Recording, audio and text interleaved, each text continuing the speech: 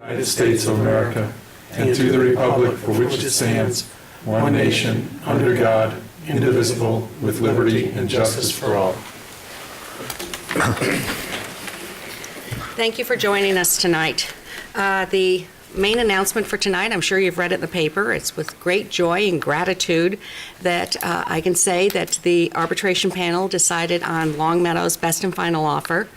And I especially, the gratitude part, I want to emphasize. I want to thank our attorney. He tirelessly worked for us. Even the night before, MGC looked and decided to hold with the arbitrator's decision. He was up working on a brief for us. I can't tell you how many nights at midnight he was available, responded to our emails. I've worked with many lawyers over my past 20 years, and I can say he was an amazing litigator. I was very impressed and honored to work with Brandon Moss. I also want to thank the town manager. He did an amazing job working with so many groups of consultants that he helped pull together. And the town employees were amazing. The department heads, they went, they testified. They have been working tirelessly for over a year now, pulling together information, having meetings, going out, doing traffic counts. And our town manager held all this group together and worked with the select board and with our attorney. And we're very, very grateful and pleased with the results. Now we have to sit down, and tonight we will later be talking about the best and final offer and the signature, and there's many steps to go from there, but it's time to pause and be appreciative of the arbitration panel, the Mass Gaming Commission, and everyone who's worked very hard for this decision. Thank you. Now, this is time for residents' comments. Do we have any residents? No? Select board comments? I don't have any comments, Marie, but I do have a comment or question about our agenda.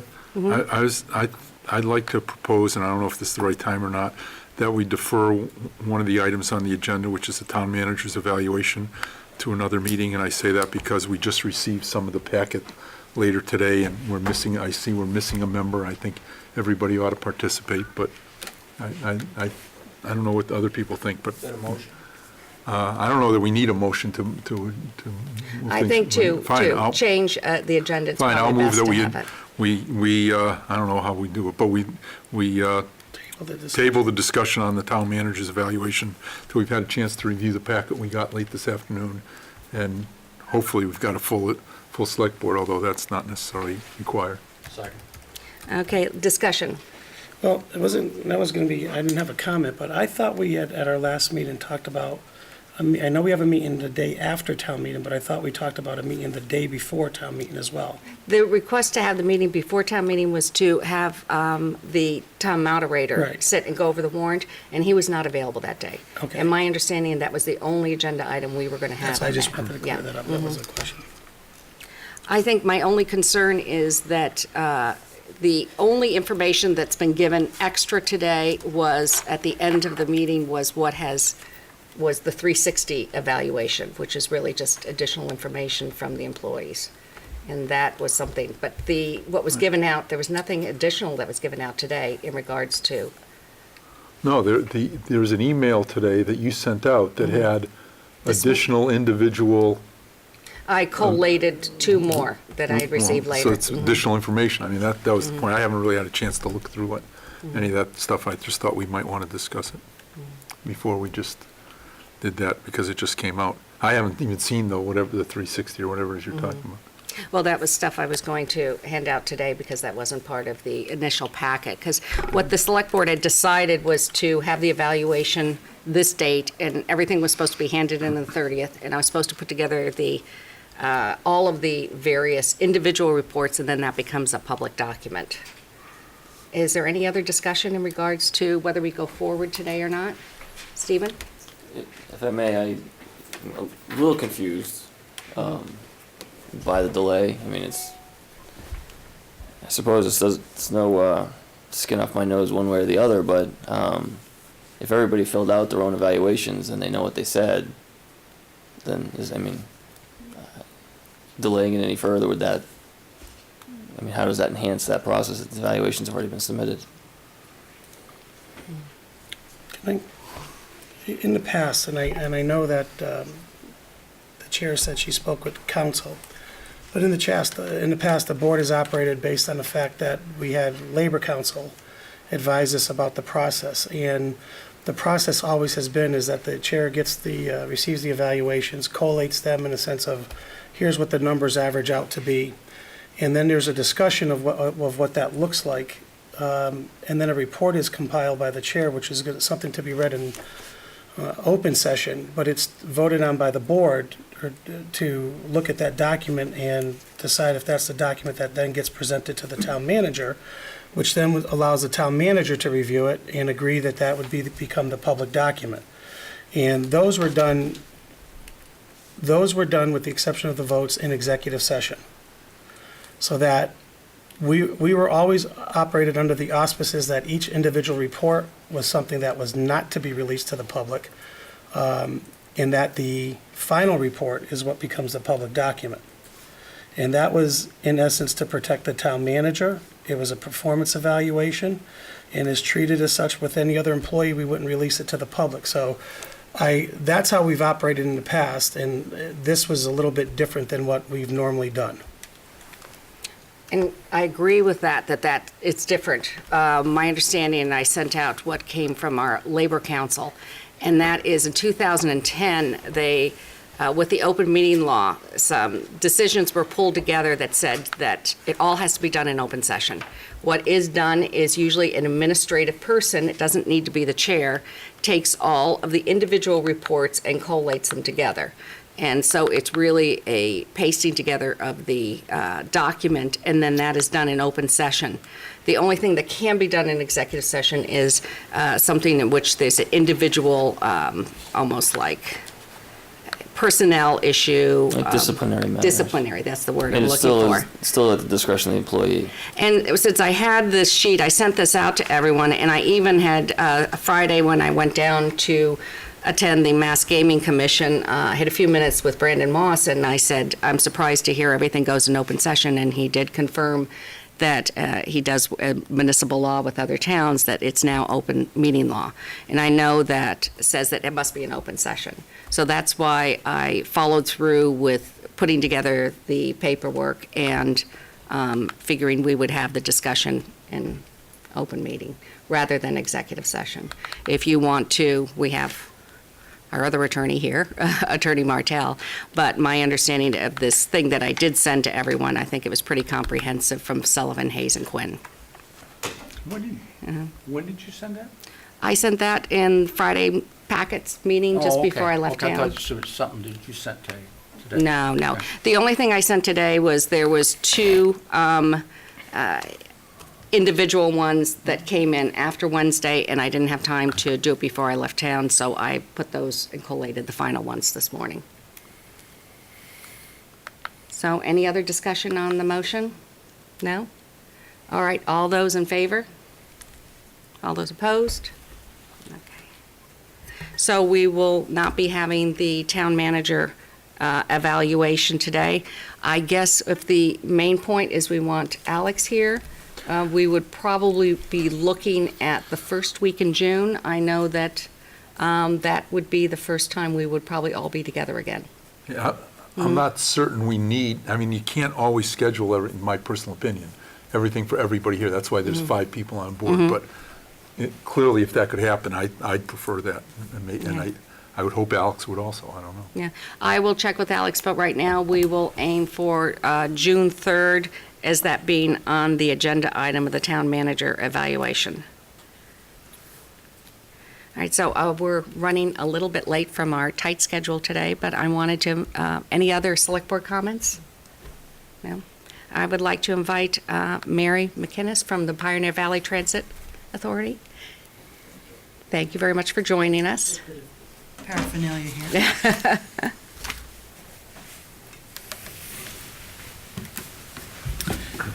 First of all, thank you for putting me on the agenda. Appreciate it. And congratulations on your recent success. Yeah. I used to work for Steve Crosby, so I know him pretty well. Yeah. Now you tell us. That's it. Where were you 6 months ago? The reason I'm here today is that about a year and a half ago, PVTA embarked upon what is called a comprehensive service analysis. And we hired a firm that has really national and international experience at doing this kind of work. And I think it was about 6 months after we started the project, the legislature mandated that every regional transit authority would have to do a similar comprehensive service analysis. So they're all very happy with me that I started this process. And the purpose of a comprehensive service analysis is to do a couple of things. One is to look at all of our fixed route service and determine if the levels of service, the span of service, the days of week of service are appropriate to the demand, and to also look at other areas where maybe service needs to be provided. And lastly, to make certain that we're providing the service in a cost-efficient manner. And we're very fortunate this year and next year because the legislature is providing additional funding to the regional transit authorities, and this is really a first. And so we will be actually receiving additional funding next year in order to add more service to areas that need that service. And one of the things that I specifically wanted to talk to you about this evening is the fixed route service that is provided to Longmeadow by the PVTA, which is Route 5. And I have a document here to illustrate a point, if it's appropriate to pass that up. This is a graphic that shows the ridership on the route in question. So this isn't the G5? It is. Oh, it is the It is G5. the G5. And you can see the section of the route down at the bottom that goes through Longmeadow, and that the graphic reflects the ridership that is generated. And as you can see, the ridership levels are, I guess, beyond extremely poor in the Longmeadow section. And so the recommendation that came from the study is that that section of the route be discontinued. And one bit of confusion that occurred, as I understand it, is that people thought that we would be recommending stopping service to the Jewish home, and that is not the case. We would continue to serve the Jewish home. And another point that I want to make is this is merely a recommendation. The body that determines whether service changes are implemented or not is the PVTA Advisory Board. And 10 times out of 10, the Advisory Board will defer to the representative of that community that's being affected by the change. And so if, for example, in this case, Mark Gold, who is your representative, if he did not want that recommendation to be implemented, he would have to offer a motion to make a change to that specific recommendation. And we have held public hearings across the Pioneer Valley. We've had 15 hearings on all of the recommendations. And at the Longmeadow hearing, just to let you know what we've heard regarding this route, there was one young man who works at Bay Path College that would not be able to get to work by that fixed route if it didn't exist. And last week, I happened to have a meeting with the Springfield area colleges, and Bay Path was represented. And they appeared not to be pleased if the route were discontinued. And another possibility is that if a route is not performing properly, we could offer mitigation measures to try to improve the performance of the route short of discontinuing it. And this brings me to why I brought this lovely item here. And this is one of our new bus stop signs, and along this side we'll have the route number, and surprise, surprise, there will also be information on the schedule information on when that bus arrives at that particular stop. And in Longmeadow, we operate on a flag stop basis. And my understanding is that in the past, the town of Long Meadow was not interested in having bus stop signs. And that is a detriment for the performance of the route. Flag stops, transit systems would usually have in a rural area, not necessarily in a suburban area. For example, in Lexington, the MBTA has bus stop signs. So that is something that is a possibility, but it's totally up to you folks as far as what happens to that particular route. And if anybody has any questions, I'd be happy to answer them. Actually, I have a question. Yeah, now, our representative would be advocating, if he wanted to keep the route, is it possible to change the route at all in Long Meadow? It would depend what the change would entail. If it would include additional mileage and therefore additional cost. It would also, what else would be important would be if there are any traffic generators on that extension that would encourage ridership. So we'd have to ascertain if we felt that ridership would increase as a result. That would be the goal of whatever is done. So our representative could make the recommendation, then the PBTA would look at it as a possible change. Yes. I would say the way it would work is that the board would probably forestall a decision on the route until such time as the staff had an opportunity to review it and make a projection in terms of ridership and costs. Okay. Thank you. Mark? Yeah, Mary, thanks. I was going to call on you. That's No, not my job. I have an advantage because I was at the last meeting that PVTA spoke about some of these things. And I believe that there was a discussion about running a bus, an alternate bus down to the Mass Mutual facility in Enfield. And I guess my question is, how would that operate if not down Route 5? And how is that different from this flag stop system? Yeah, we currently do operate down. As you can see, there is a little bit of ridership getting off in Connecticut. So we currently do offer that service, and that probably generates the only ridership, so to speak, that's at the southern end of that route, as you can see.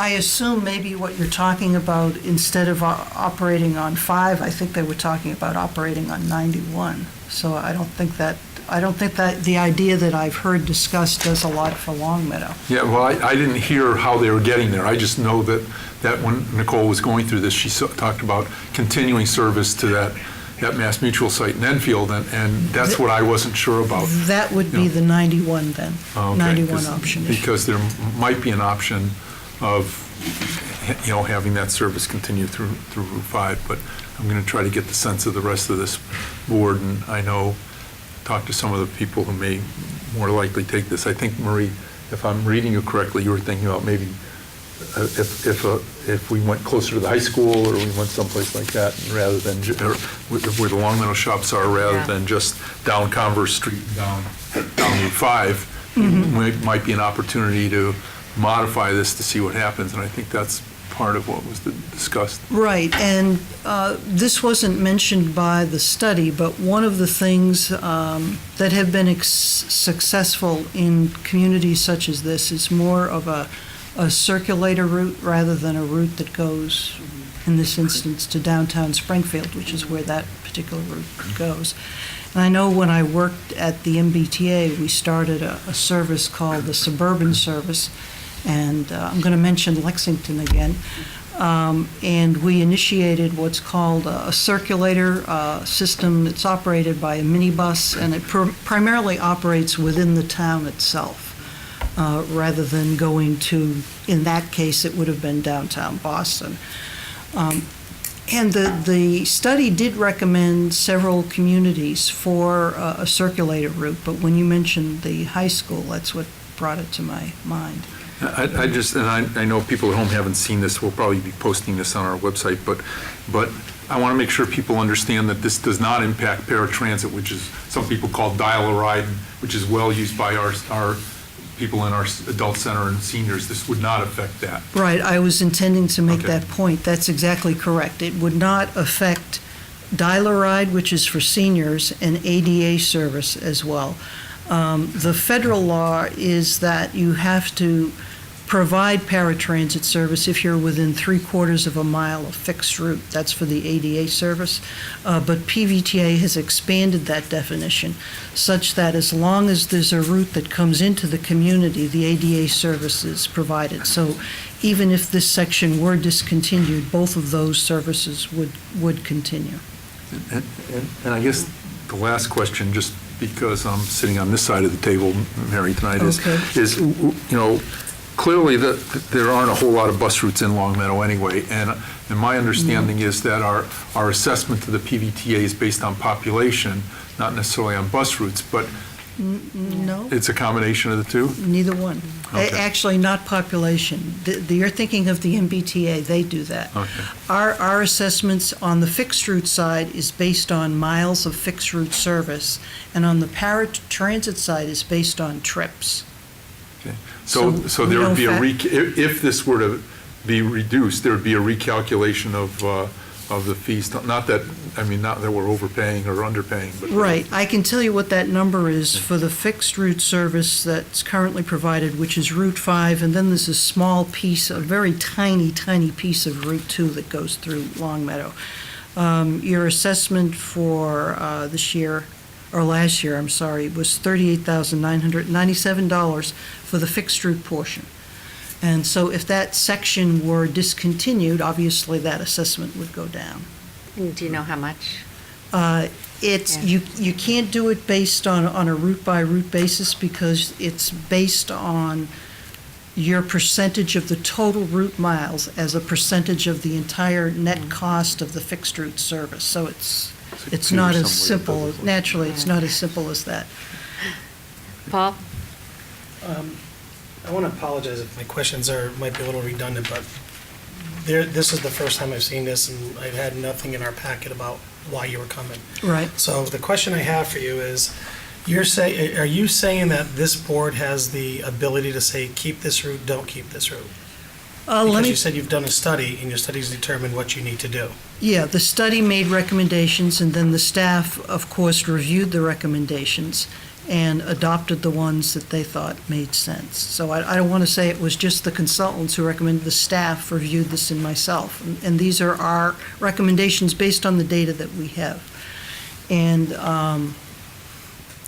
so that's basically the recommendations that we're making. Okay. And Mark has, Mr. Gold, I'm sorry, has the ability to make a motion at the advisory board meeting indicating that he does not support the discontinuance of that section of the route. And historically, the other members always defer, speaking about the change in his or her community. Okay, so in other words, this board does have the ability to say, keep this route if we want it? Yes. Okay. Yes. So if I'm reading this correctly based on your graph, if you could explain it to me, because I see a couple of dots, really small dots, and one's at York and Long Meadow Street, and maybe they're not dots, it's just an ink blot, but then there's another one at Long Meadow at Summit, but they're real tiny, and based on your chart here, that's about one rider? That's where Yeah. people get off and on, Paul, so it counts, Yeah, not people it's go double. through it, but people get off and on at that Right, spot. exactly. Okay. But Let me- those let me- dots are too small to figure out So if based on it's the red. dots that are over here, these are, I'm assuming these dots Yes, correspond to these? yes, that's the Okay, so what key. what does that number in a very small dot, number one, refer to? Is it the number of riders or stops? It means the number of riders at that particular stop. Okay. And in this case, you don't have designated stops, so at that particular Right. flag stop. So basically, it looks, because one circle seems bigger than the other, but I don't know if that is accurate to scale versus your chart here. And then there's a number that looks like 10 down at the Enfield line. Right. So does that mean people are getting on at the Enfield line and traveling through to Springfield, for example? Right, Yes, yep, okay. there are people doing that. That seems, like I said, for the southern section, that seems to be where the majority. And what's the of people are. differentiation between the red and the blue and the dots? That's arrival and departures. Okay. Interesting. So if I read this, if I can just interpret it, and you can Yep. correct me, because Yep. we're over by, you said where the Jewish nursing home is that the bigger dot? Yes, That those typically, most likely, are going to be workers who work correct. there. That is correct. And I guess because the red and the blue dot, or the red and the blue aren't split evenly down in the Enfield line, it seems like there's more red or more blue than red, whatever that Right, correlates and the to. reason for that is sometimes people will get a ride to work and then take the bus Okay. home or vice versa or whatever. So, other than people who potentially live down on the Enfield line, and we're not sure if they're Long Meadow residents or not, but Right, they're getting off somewhere at the line, right. it looks like, besides the Jewish nursing home and that one stop, there looks like 3 riders or so. Right. Is that accurate? I mean, That's so- basically it. Yeah. And when I was, as I mentioned last week, I happened to be meeting with the colleges in the area, and the lady who was representing Bay Path was saying how, from their perspective, how crazy it is that you have to flag the bus down to get it to stop. I mean, it's a little, I think they perceive it as a little bit dangerous, perhaps. See, I've taken the bus before into downtown Springfield when the car's in a shop or something, and I've found it, just go to the end of the street and the bus will stop. I Right, thought maybe- I thought it was great, quite frankly. Maybe because they're students, they could Yeah. be new to the area or whatever. Okay, I see, I see. I think we can have this on the next agenda item in May to decide what we want to do and telling our representative. So, any other questions from you? Yeah, I was wondering, Mark, is there going to be more communication from you on this issue to the board? There will be, I don't know, I was just going to look now when our next advisory committee meeting is. It's probably. 28th of May, I Yeah, it's think it is. 20th. Which means we'll have our meeting before Right. then. What day is your meeting? Is it the 17th? It's 14, the 19th. 19th. 19th. Ah, okay, well, we'll give you an extension then, Mark, because I think in my memo I asked if anyone who's going to offer amendments, Okay. give them to us by the 19th, so we'll say the 20th. We'll get you. And I had one more question too. If there was an option to keep this and we decided to keep it, Yeah, does that assessment stay at 38,000 or does that etch on upward? it would be approximately about the same because the miles would be the same. And as I Okay. mentioned, the mileage is what determines the assessment for fixture. Okay. Oh, Stephen? Did that mean the circulator route you talked about, would that then add to the miles? I would assume that it would, yeah. And I didn't really, This- I don't really know very much about this issue, so I apologize. And Mark and I haven't really had a chance to debrief on the changes. But the study laid out a series of recommendations. Is there like a one? I can give you the report, Steve. Okay. It's not just for, it's got the whole pile. Well, it's got the whole pile, but I didn't know, and I know that I've seen the report, but I didn't know if there was kind of a cut sheet for Long Meadow that lays out, here are your options, here's what it would I do to got your the assessment. page. Oh, you have the page, oh, okay. Can we get that to the whole board? Sure. We'll do that on the 19th. And Marie, the only suggestion I would have is if we're going to talk about this on the 19th, if something can get up on the website, let people know if they're interested in, coming to Okay. visitor comments and talk to us about it. Maybe even a little note in the paper, Yeah, something like that. just press a- release. And could we put this on the website, the picture? And then maybe a little notice about that we will be discussing it on the 19th. Thank you very much for joining Sure. us. Thanks, Thank Mary. you. Thank you. Okay. And you can keep this if you would like to consider putting stop signs. Can I ask you one other question before you go? Are you advocating that if we keep the bus routes to put these up?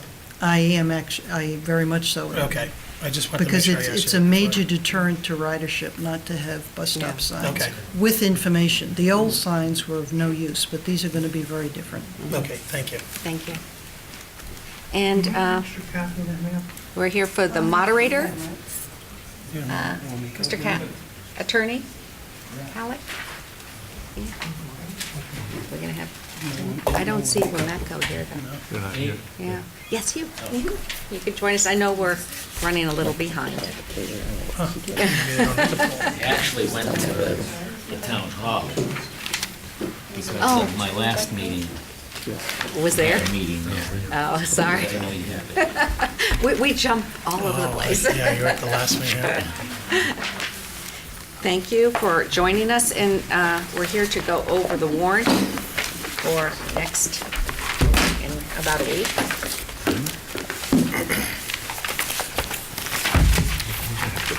cut this off. Yeah, I know. So we have, right now, I don't believe anyone is here from Wameco. We're supposed to have a meeting in 10 minutes for a petition, but let's start and see how far we can go. Okay. Are there, I guess my first question would be whether there are any articles where no action is anticipated. Not that I know of. Stephen, was there anything you were going to do in Well, regards Could to? be some discussion about the Williams Middle School boilers, Yeah. but I did report on that. We could, So right now, I guess there is no decision to have no action on anything. Yeah, Well, but that's a even- double negative. But even that, Steve, Mr. Calic, what we're talking about is one of the warrant articles for capital. It's, I don't know if it's Article 9 or Article 7. Nine. 9, yeah. So we might be modifying because we might be adjusting the dollar figures, but the article itself will be presented. But I don't think you know, as long as, because it does say, or seek any other action, we were planning on adjusting some of the actual dollar amounts at the meeting, so that shouldn't impact the running of the town meeting, I don't think. Yeah, no, I don't see that that would be Right. a consideration.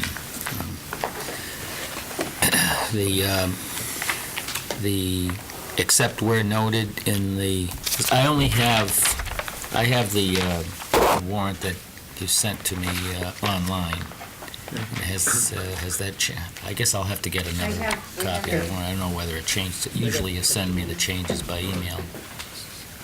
And Paul, here's, You got all kinds of extras. I'm all set, You thanks. got all kinds of extras. Oh, good.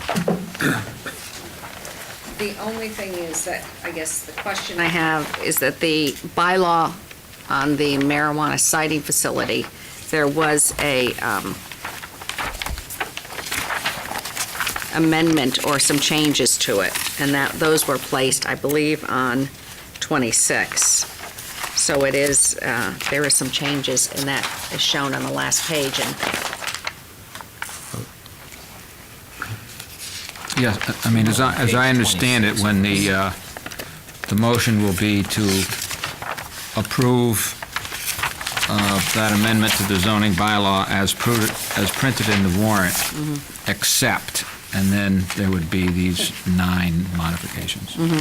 What article is that in? Article 29. 29. 29, okay. and then page 26 are the 9 changes or amendments. 26.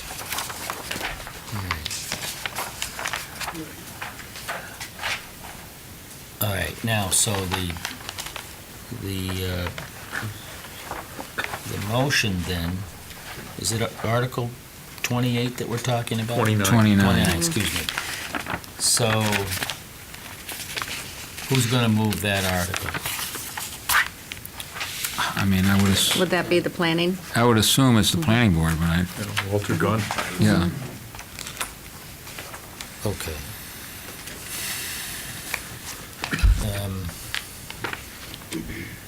So he will, I expect, a request to dispense with reading the entire article, We hope so. but it will be as printed in the warrant, the entire article, including page 26. Well, I think the items on page 26 would be in the nature of a motion to amend the motion to approve it as printed in the warrant. Okay. I think the intent is to offer a substitute amendment Yes. on the floor of town meeting.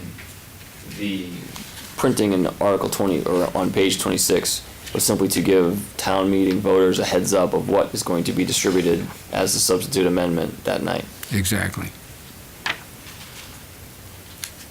Rather than have this series of, call them refinements or technical amendments, laid on the voters on the night of the meeting, they're being put on notice that when Article 29 comes up, a motion is going to be made to amend with these 9 numbered items that are on page 26. Okay. So there would be a main motion to move the article as printed in the warrant, and I would assume that immediately there would be a motion to make these 9 modifications listed on page 26. Okay. So from a procedural standpoint, you make the main motion, it'll be seconded. He will then immediately move for a motion to amend the Article 29.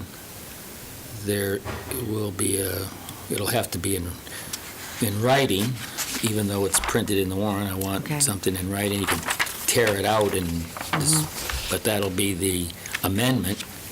The amendment requires a second. It requires a majority vote because it's an amendment. We'll have a discussion on the amendment. It will, as soon as the discussion is over, we'll have a vote on the amendment. If the amendment passes, then we'll move directly to consideration of the motion under Article 29 as amended. And that takes a 2/3 vote. Okay. Because the bylaw changed it? Yes. Zoning bylaw. Zoning bylaw. 2/3, okay. All right. All right, well, that's good. And I believe that's the only thing that will be changed or amended that we know on our side here on this warrant. Any questions? Mark? I've got I'm going to ask you anyway. Go ahead. I was going to. Okay, so there is rumor in town that there will be an amendment to a proposal to amend the budget. Yes. And I guess my question is more for Attorney Martell, that if in a normal process, there'd be somebody would propose the article, the budget article, and then somebody would propose an amendment. We'd vote to either, and let's say the amendment was approved, and then let's say the amended article was approved. Okay? And then let's say that somebody wanted to avail themselves of the opportunity for a town referendum to reverse the vote at town meeting. So, Mr. Martell, I guess my question is, if that's done, do we end up, and let's say that vote is successful at our town referendum. There's a lot of ifs here. Okay. Does that mean then we're operating without a budget? You know, can I get back to you on that? I mean, really, I want to make sure that I'm right, and I didn't come prepared to talk about it. No, I don't have a copy of the charter with me, so. Yeah, okay, well, the reason I'm asking it is because there's an alternative scenario, potentially, of passing the town budget as it is, and then passing a separate amendment to amend it, so that if the amendment is overridden by referendum, you're left with the budget, as opposed to left with no budget. Correct. Which would be my concern. Yes. That we'd then have to call a special town meeting and could start this whole process over again and Yes. never actually end up with a Right. town budget. There are limitations, the referendum process, there are exceptions to that, and whether the budget is one of them, I'm just not sure. Okay, I didn't see that, but you're the Okay. town attorney. But it's clearly, it states the number of days to get the vote, the signatures, the number of signatures you need to get. Pretty the tight, wording. yes. Yeah, it is, but it was set up for a purpose, and I guess I'm just concerned, and so if you can let us know, and perhaps advise Mr. Calick if there's a way that we Absolutely. can keep from going into chaos should those scenarios, that's my concern, is we don't end up in chaos without a town budget. We have Thank you. one more minute before we will have to break for the hearing. Was there any other questions or concerns? There will be I understand that there may be I've heard some inquiries about a motion to advance an article, and that may be an That was issue. the article on the senior center, the petition article? And when would you be hearing that? Before we begin, or can that? I don't know what the timing of the motion is Okay. at this point, I but think it could be made at any time, correct? it's a main motion. Okay. requires a second. It's debatable. It's amendable. It requires a majority vote. Okay.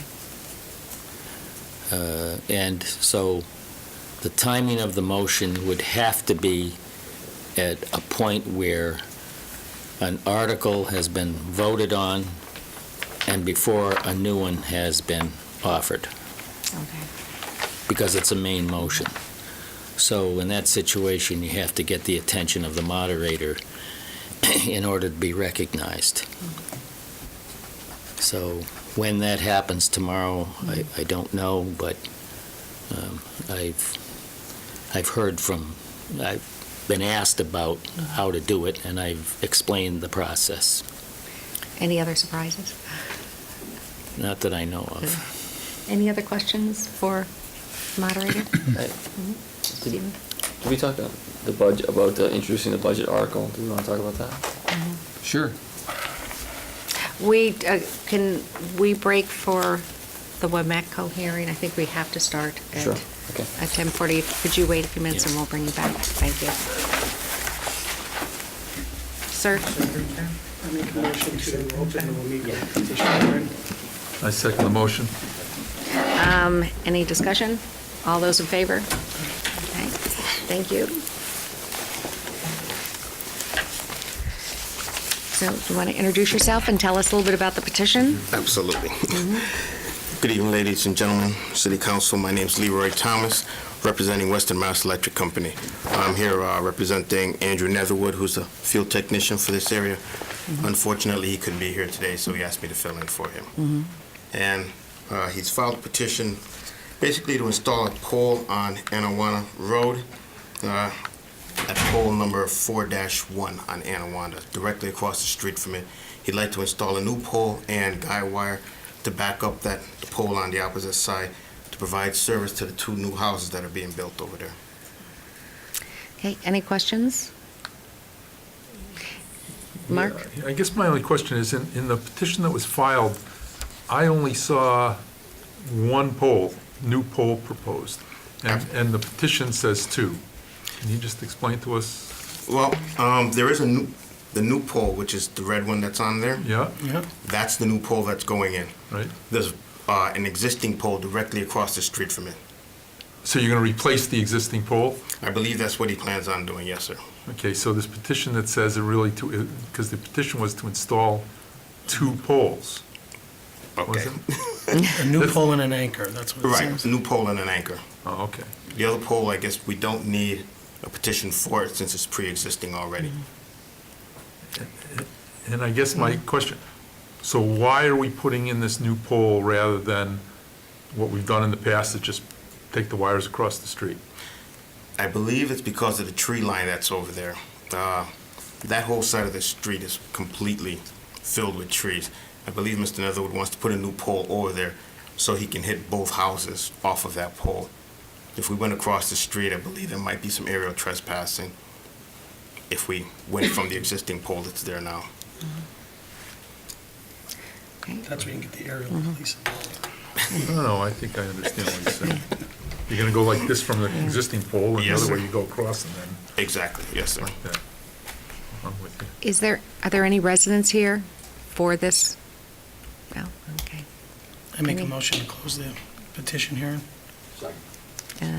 All those in favor? There's no other. Yeah.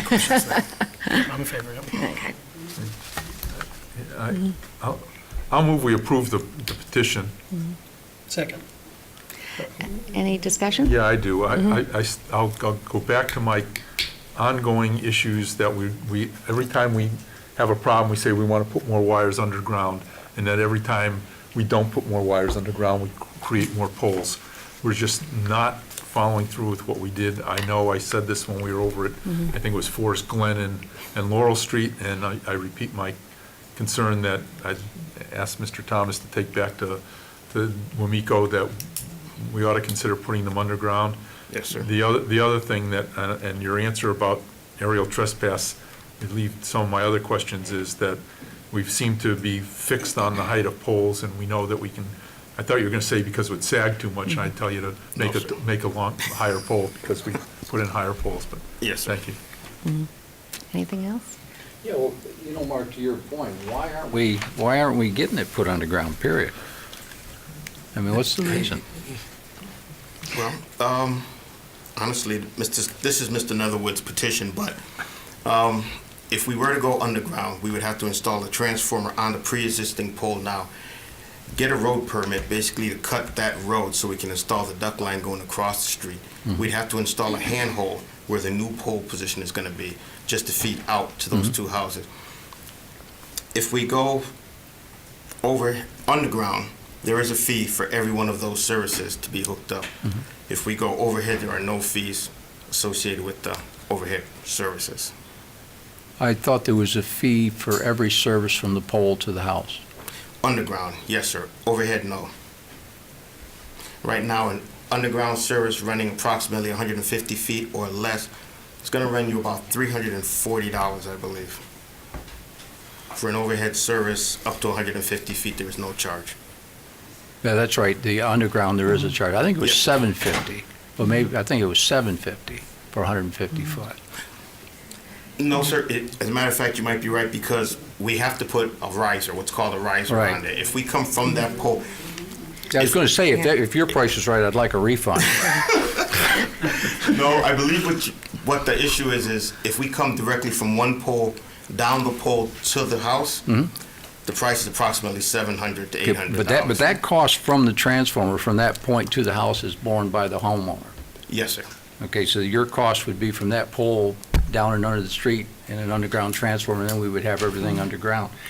You know, Mark, I really totally embrace what you're saying, because we have to move towards this in the future. If nothing else, we should have the prices being presented, so we know what we're really talking about. I understand there is a cost, but we don't know what that cost is. Right. We know what the visual quality cost is on our community. It's another pole and wires hanging all over the place, can be ripped down by trees. Absolutely, sir. And we know we have a conflict right now with our trees, which obviously is prompting a second pole, so Yes, sir. when do we stop and do it? I mean, we keep approving them, as you said. I know. And we're not here to stand in front of progress, but somewhere along the line, we've got to stop and say, get the prices in, and tell the people, you're going to have to pay for the pole, because that's what we're going to do. And we don't have a price now, do we? As far as what, sir? The pricing for anything here, except we know what it would cost the consumer. Right. For us to do an overhead service, there's absolutely no fee to the town or to the individual. To do an underground service, there is a fee. Like I said, if we put a handhold where that pole is going to be now, there's going to be a fee.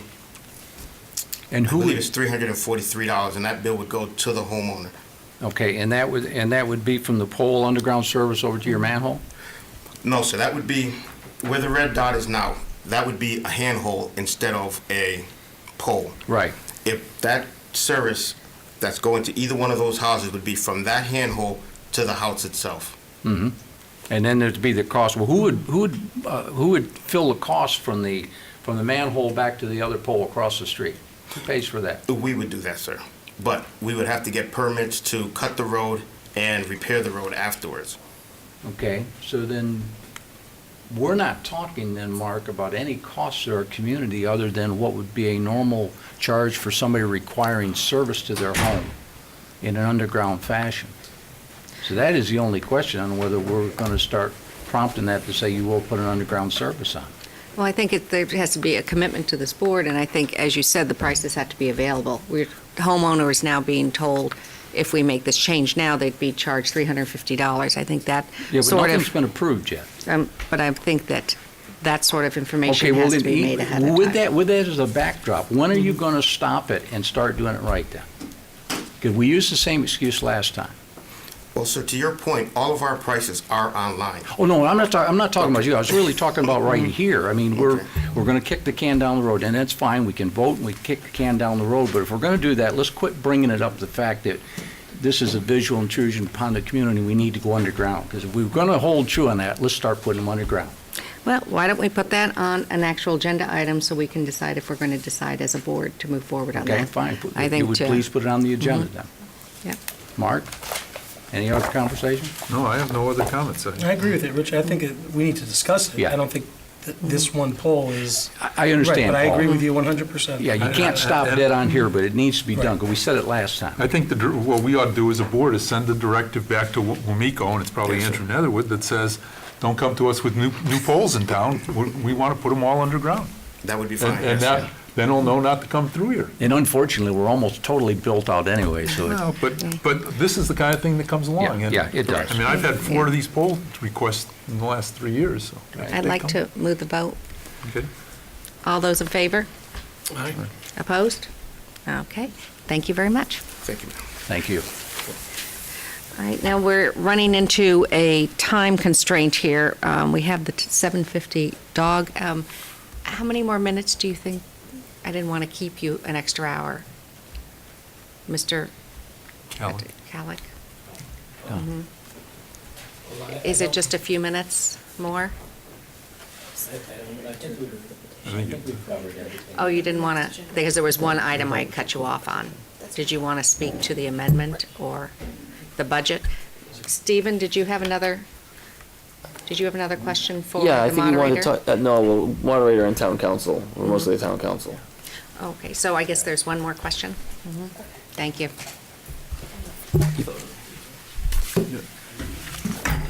Yeah. She was clarifying. Yeah. Okay. And Stephen, I interrupted you. You had one last question for the moderator and the attorney? I did. The issue relates to how the Article 7, the town budget, gets introduced. And there'd been some discussion, I think there'd been some email traffic about it as well, and I wanted town council to clarify how that's supposed to work. The first motion that's made with respect to the school budget should be the budget that was requested by the schools. Should be the amount requested by the schools, and then Okay. that can be amended up or down. And now I can't explain to you why that process wasn't followed last year, but it wasn't. But that's the way I describe I'm a it. little in the dark. When you talk about Article 7, you're saying that the school committee recommended budget has to be introduced instead of the amount allocated by town manager? Yes. That's what we, okay. No, but it's, you're saying there's two things. One recommended by the schools, and the other is what the select board voted on. Well, under the schools budget, I'm looking at the one here. $31,367,616. Recommended, budget request is the 40,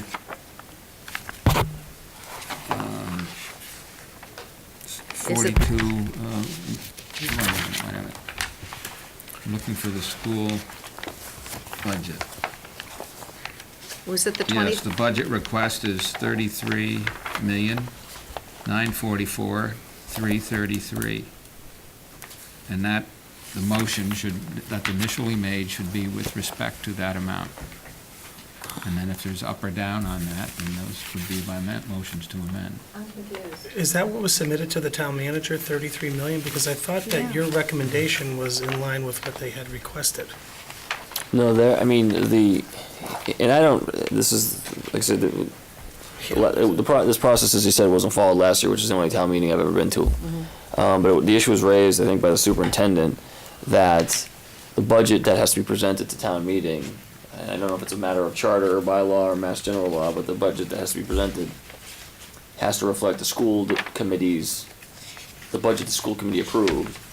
And then, from what I understand, as Dave just said, the select board then gets up immediately and says, basically, a substitute amendment, and amends the amounts Right. to reflect the select board's budget that is Yes, in the warrant article. Now, like I said, I don't know why that is, but that's what we're told. yes. But I guess what I'm confused is I thought we had agreed to an amount, and there was only a $20,000 difference. No, it's 160, I think, because there was the matter of the electricity bills, about 145,000 that we were gonna hold off on. And then the 20,000 that was amended for the for the gas bills at Williams. And that's 165, you're saying? Right, and I think, I don't know if, I don't know if that explains the entire amount of the difference. Can I ask another question, Oh, Council? I'm sorry. No, go ahead, I'll ask after you. No, go ahead. We've never done that at town meeting that I can recall. Is that, it has to be Mass General Law, because it can't be by charter. Because I don't think there's anything in the charter that I've read that says we have to present the school submitted budget, but, You have to print it in the warrant, and you have done that. You can also print the recommended budget, which can be less, and you've done that. The first motion should be to approve the school committee budget. You move that, you can amend that up or down, that can be amended up or down, and then whatever the amount that's finally approved, the school committee has to live with.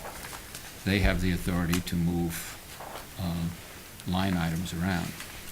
I understand, I'm asking specifically, is that Mass General Law? Because I don't ever recall us doing that at town meeting. And I understand that we may not have been operating under that premise, and this was brought forth by the There superintendent. are some advisories from the Department of Revenue that I could cite to you, but that was the basis of my script that I just shared with you. Okay, because this is the first that I'm hearing of this. I don't see, I know there might have been emails going around, but this is the very first that it's being discussed, and I really want to know specifically, is it Mass General All Law? right, I'll let you know. on Because that. if it isn't, then I don't understand why we're doing it for the first time. Okay, I'll let you know on that. And under the town charter, the school committee does not submit the budget to the select board, correct? We're submitting it to the town manager. School committee submits the budget to the town manager under Article 7-2, and then the town manager submits it to the select board with his message. And then the proposed budget includes the budget that's voted by the school committee. And what you're saying here is we printed what was recommended by the town manager, not what the school committee voted on. I think there's both in there, aren't there? Those two columns? The budget request, isn't that what the school committee asked for? I And the don't- budget recommended? Yeah. I see one, am I missing something? I see one column. I'm looking on page 10. That's why I'm trying to find it. Oh, I'm looking at the warrant article. Will So, the and the warrant, warrant article, is that the recommendation that had come out of the joint meeting, or was that the school committee's initial? Wait, I'm sorry. Say that again? When I look at page 16, under the schools, the dollar amount, is that we have to add $160,000 to that? That's the select board's budget. That's what the select board adopted. Yes. We just, you don't have to add to it, but my understanding is that you have to, when you announce the warrant article, the budget article, it has to include the budget approved by the school committee, and I'm trying to find, I thought that was in the charter, but I could be wrong. Well, do we need a special meeting on this? Because I don't think we're gonna, I think I can get you what you're looking for. well, I don't think you're gonna get what people want. Oh, all So right. that's why I'm thinking we might end up with another meeting.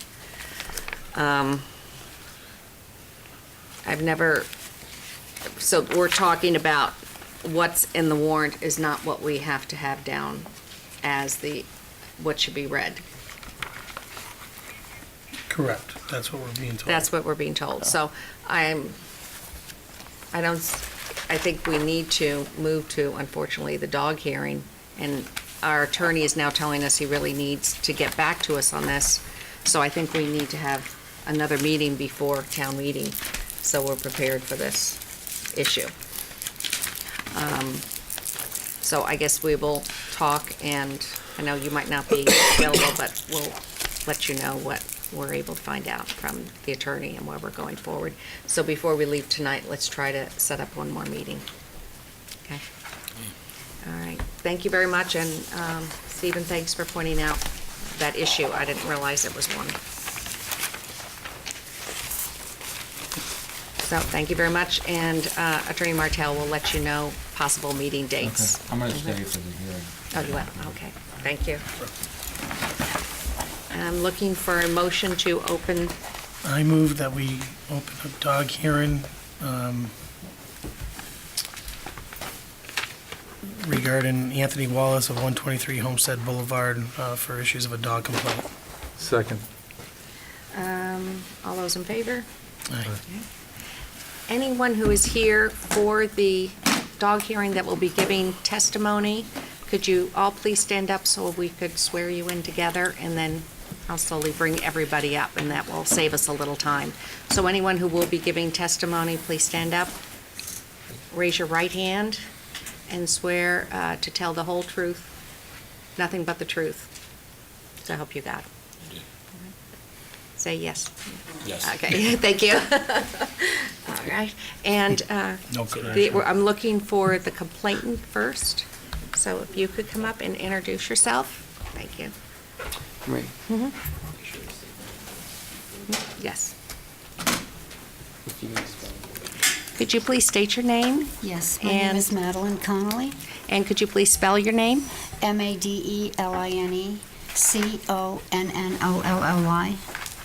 Okay. Did you get that? 72 Homestead Boulevard.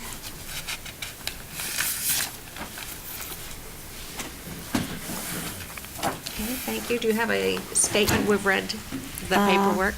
Yes, I really wish I didn't have to be here tonight. I don't want to come across like a troublemaker or anything, but I'm really concerned about this dog that lives on my street because I've seen it running around about 4 different times. The first time I went to cross the street, it was last summer, and at first I didn't see it because it was in the shadows over to the right, and as I started to go closer to the house, I wanted to drop something in my neighbor's mailbox. It started to growl and come toward me, and I was afraid. I turned around and I thought if I run, this dog might chase me, so I'm just going to try to stay calm and just walk. And I was relieved when I got behind the door of my house because I felt that the dog was, I hate to say vicious, but dangerous.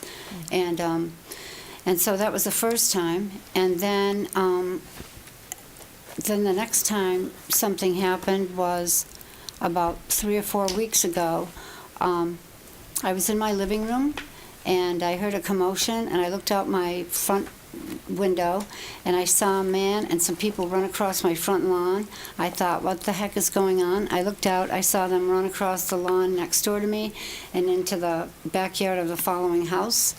And in that backyard, there are 2 older dogs that are on leashes, and this dog attacked one of the dogs, and so that really scared me.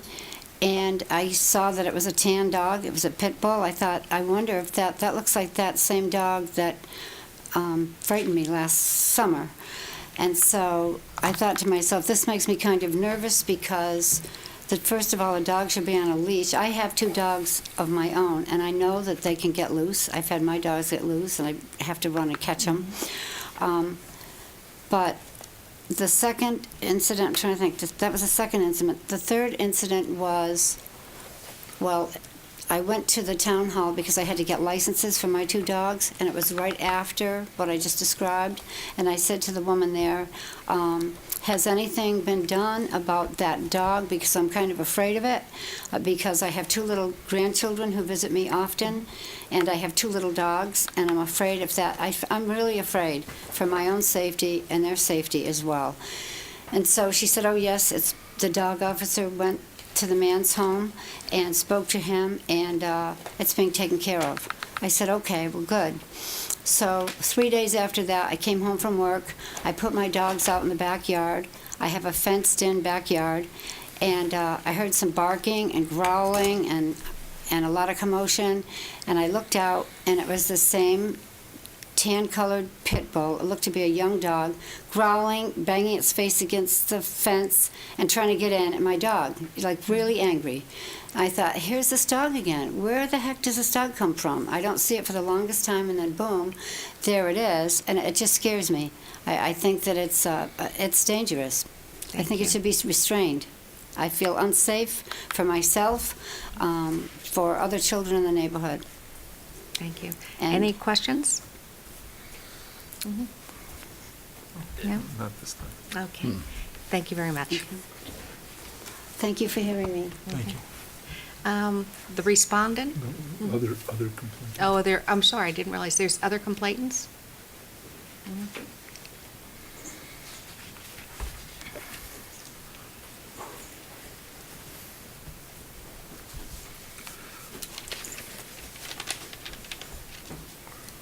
Thank you. Please state your name, spell it, and your address. Thank you. Okay. My name is Marty Lee Caramonte, Martylee, Caramonte, Caramante. I'm the dog officer for Long Meadow, and I live in East Long Meadow. You need my full address in East Long Meadow? No. Okay.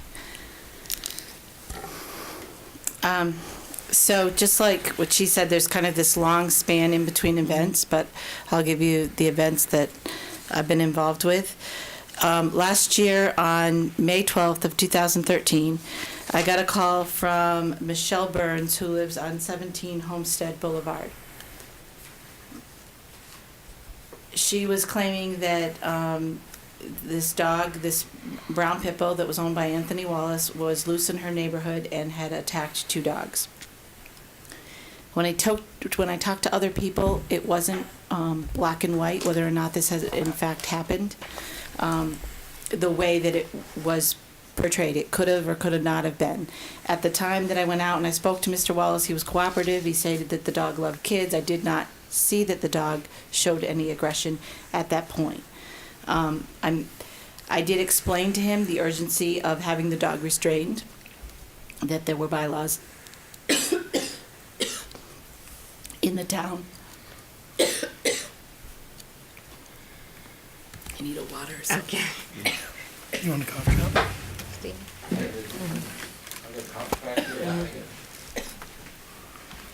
Thank you.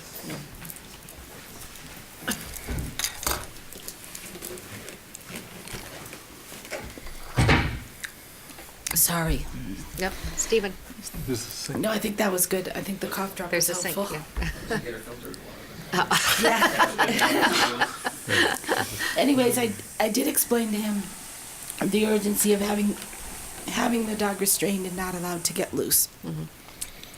I also at that time ticketed him for the dog not being licensed with the town. Thank you.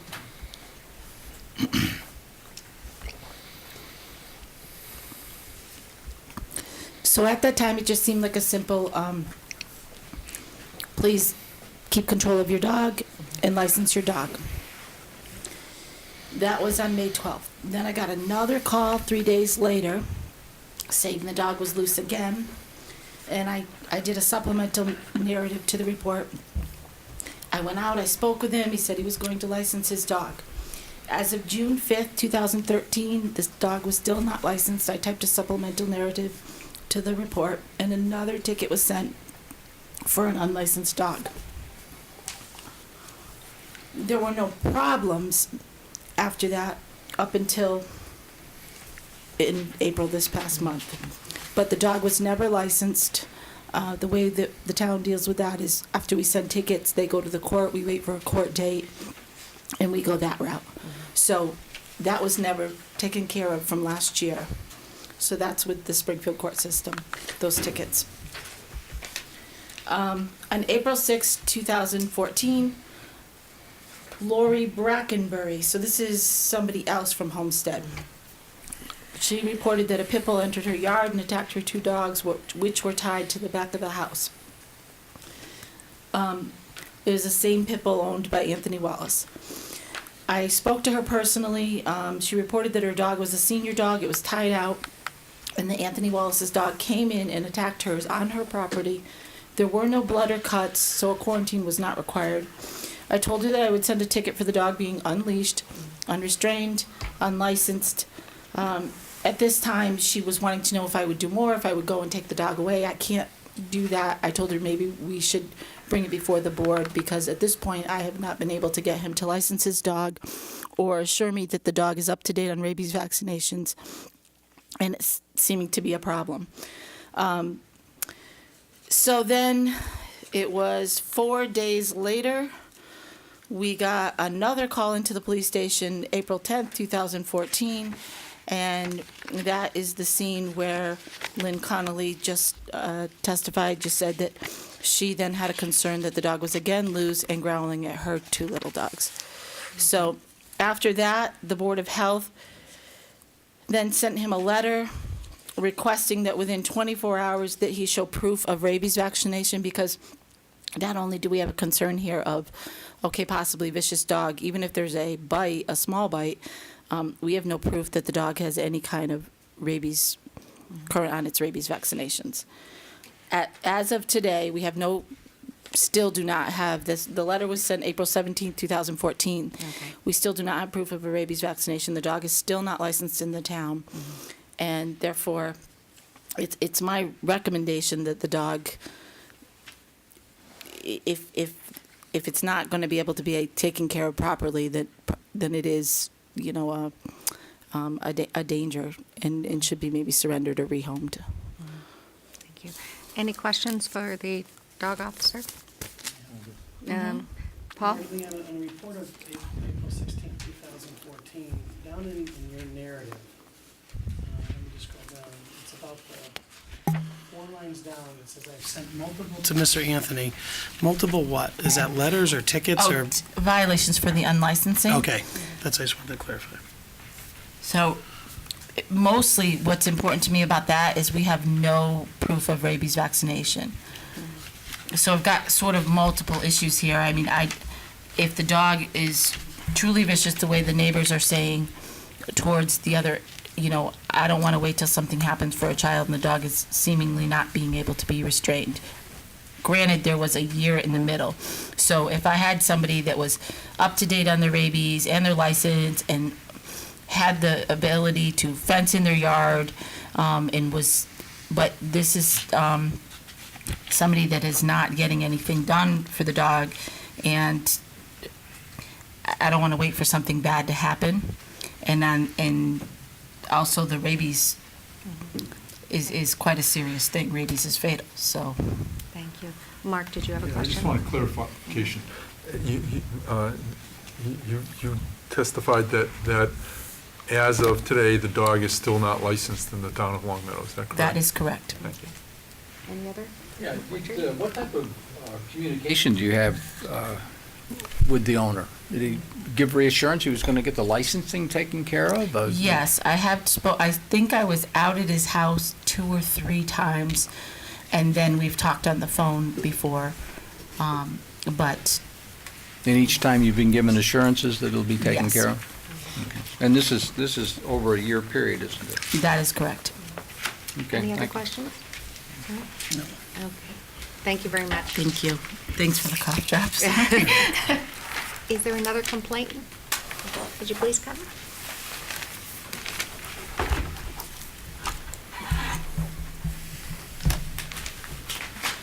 And please state your name, spell it, and your address. Thank you. Lori Brackenberry, Lori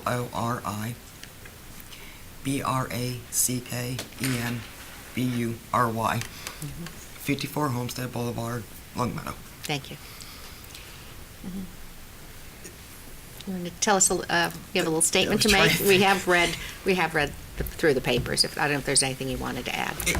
We were the one that with the elder dogs. You know, I have a 14-and-a-half-year-old that can barely walk. He was just soaked from the slobber from this dog. I keep my dogs restrained. I'm sorry. That's okay. I'm just afraid, at night I'm afraid to go out. And the date of the event was it this month? April. April. I'm sorry, April. Yeah, I spoke on the phone, yeah. Any questions? No? Thank you. Thank you very much. Any other complainants? No? Mr. Anthony, the respondent, would you please come up and spell your name and your address, please? Anthony Wallace, Anthony, Wallace. And your address? 123 Homestead Boulevard, Thank you. Long Meadow. Do you have a statement you would like to make? On the first one that the dog officer said, And we're talking about 2013? yes, Okay. 2013. We were living there for a few months now, and we were renovating the whole place. And I was working at the time. We had the windows open, and there was 3 or 4 stray cats from the neighborhood sitting on the fence, and the dog went after the cat. It got loose. That was my first encounter with her. I said, I'm trying to talk to the owner as well as myself, and we were going to see about fencing in the yard. She said she was going through a divorce. She didn't really want anything else to do with the house. It was on me. I'm a renter. I said, okay, I'll see what I can do. As I was pricing the fence out, I got laid off. I spoke to the dog officer about this. I said, I've been laid off for 2 years now. This is going into this year. I've been laid off for 2 years. Whatever money that I do have, I pay my expenses at the house, and there's nothing else. And I told her, I said, as soon as I get back to work, which was happened to be today, I would get the dog licensed, and everything would be all set. The dog was rabies shots from Connecticut. I got the dog from Connecticut. The incident with the first complainant was, yes, the dog got loose. We have a neighborhood full of kids from the cross section down to the end of the street. There's got to be 10 boys, and the boys are all in my house, in and out. The dog is super friendly to the boys. They come over, they play with him when he's outside, they play with him when he's inside. It's just the point that I have a 10-year-old and a 7-year-old, and their friends range from 5 to 12. So if somebody opens a door and, oh, he's coming out, and the dog shoots by him, then it's a chase game. I'm so sorry for what happened to the older dog. While she came out, all the neighborhood kids were chasing us down to help us get the dog. The dog was not aggressive at all until all the leashes. She had one leash on this side of the fence, one side of the deck, one side, leash on the other side, and they were all jumping around. They all got tangled up. So when we were trying to untangle them, that's when all the slobbering came. If a 3-year-old pit bull would have been really aggressive, it would have really harmed that dog, and there was no bite marks whatsoever. The dog's super friendly. It's just playful. And when it got tangled up, we were pulling him away, and he drooled on the dog. The second complaint from that date, I think she said the 12th or the 14th, it's impossible. There was another dog running around, because after that incident, I left and took the dog to my mother's house for 10 days. So that other incident wasn't my dog. So if they're trying to add on to the situation, I understand there has been issues with him, but like she said, there's been a year in between. But I took my dog because the 16th is my brother's anniversary of his death, and I took him to my mom's house for 10 days. So he wasn't, it's impossible because my dog wasn't there. Excuse me, Murray. What date are you saying that you... They said that after the dog got tangled up with the elderly dog, they said 3 days later they seen the dog attacking the fence. Okay, and what was the date of the elderly dog attack? I may have missed something. Is it April 10th? Okay. So the dog, after that, the dog was gone.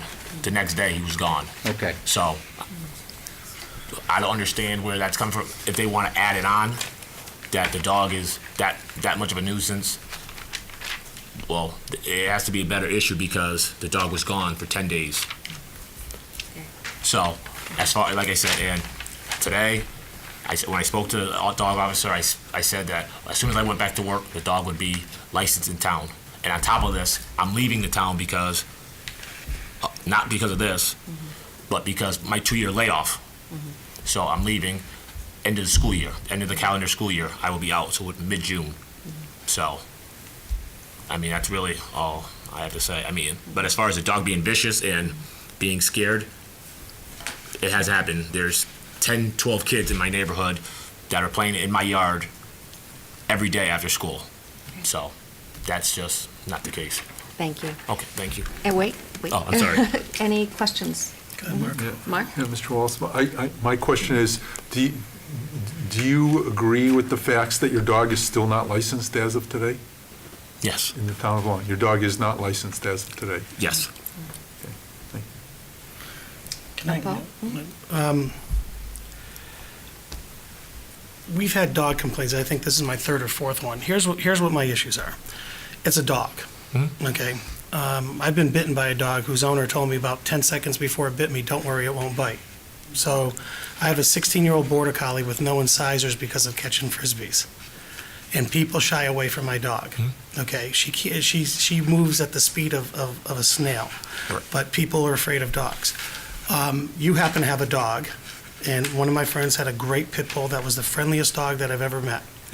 But you have a dog that has a reputation for being one of the nastiest dogs in the world, right? I mean, that's Well, when you put- German Shepherd, Doberman Pinschers. I mean, they're in a Well, category German of attack Shepherd- dogs. Well, They're- okay, again, like how you said, when I spoke to the dog officer who says pit bull gets such a bad reputation because you get drug dealers on the side of the road and they're barking the dog and they're feeding the dog gunpowder and you beat the dog, then any dog that gets beaten and abused would be aggressive. Considering my dog lays with us in bed and I- things like I that. hear ya. So it I'm gets just- a bad reputation. I'm- But I'm- yes, I do understand I'm giving that you my can say- opinion, right? Right. You have a dog that has a reputation of being Yes. a very vicious dog. The bigger issue I have is that if a dog goes after anybody, and I can just tell you a few weeks ago, someone was walking their dogs, and they had two of them, a small and a large dog, and one decided to come visit my dog in my yard. Thank God they were on a leash, because it came within 5 seconds probably of me interfering between dogs, which wouldn't have been pretty for me. Okay. Okay, so if you put yourself in the other situation and see that, here's a dog coming at my dog, regardless whether it's old or young, I mean, and I have an issue with dogs being unrestrained in town, because it doesn't matter what kind of dog it is, any dog can bite at any time. Exactly. You have kids, the dog's great around kids, that's fantastic. When the dog's not with its owner, they can have a different personality, and I'm not saying yours does. I'm just saying what I'm looking at is the dog's unlicensed. Yes. It's been aggressive in the sense of whether it's playing or how the slobber got on the other dog. It wasn't like people were walking down the street and said, okay, there's a dog and it left me alone. They're saying it came at me. And my concern is that when this happens is that you know what you got. In terms of a dog that's a runner, I mean, I don't know how you'd go about restraining it in the house, and I know it's hard, but we've had an instance, the last major dog issue we had, it was the same thing. The kids let the dog out, that's what we were told, and the dog went out and went after other dogs. I really do have a concern that it wasn't licensed, and I understand that you've been unemployed, but you bought dog food. Yes. Okay, so, there are rules in the town that I don't understand how we keep having dogs in town, how not having a licensed dog goes that long. That's maybe something we need to follow up on, that there has to be a policy that if a dog's not licensed after a She certain said period it's of in time. court, though. It goes to court. I mean, a lot of times you're waiting for them. Is that what it is? We're Yeah. waiting for a court That's date? what she said. Okay, but how long do we wait? I follow up with all the unlicensed dogs, and they eventually, some of them go to warrants. Okay. Any other questions? Yeah. Richard? Yeah, I got some more. What's the cost of a dog license? $15. $15. Okay. Mr. Wallace, there's at least, I think, 5 different reports that you have not disputed that have been reported to the police. I have disputed some of them, yes. Okay, you just disputed the last one, I guess was on, 4/13, but we're dating back 2-year period of time. You have been ticketed how many times by our police force? I think twice. Twice for the same offense. Yes. And the officers, I guess, briefed us and said you've talked to this individual 3 or 4 times without tickets, or in the accumulation of tickets and without? In the beginning, I try to be courteous in the beginning if somebody says, I'm gonna go down this week, when it's the first time, when I first met with him, and then it kept going on, and then, like I said, it's to the stage of, okay, now I have to ticket every time there's a complaint, and every time, and we need to get this dog license, and we need proof of rabies. Right. And we had some correspondence from our public health director, I guess, today floated by that sent a letter to you on as far as the vaccination for rabies, and you say this dog has been vaccinated in Connecticut? It was vaccinated in Connecticut, I'd say March of last year, 2013.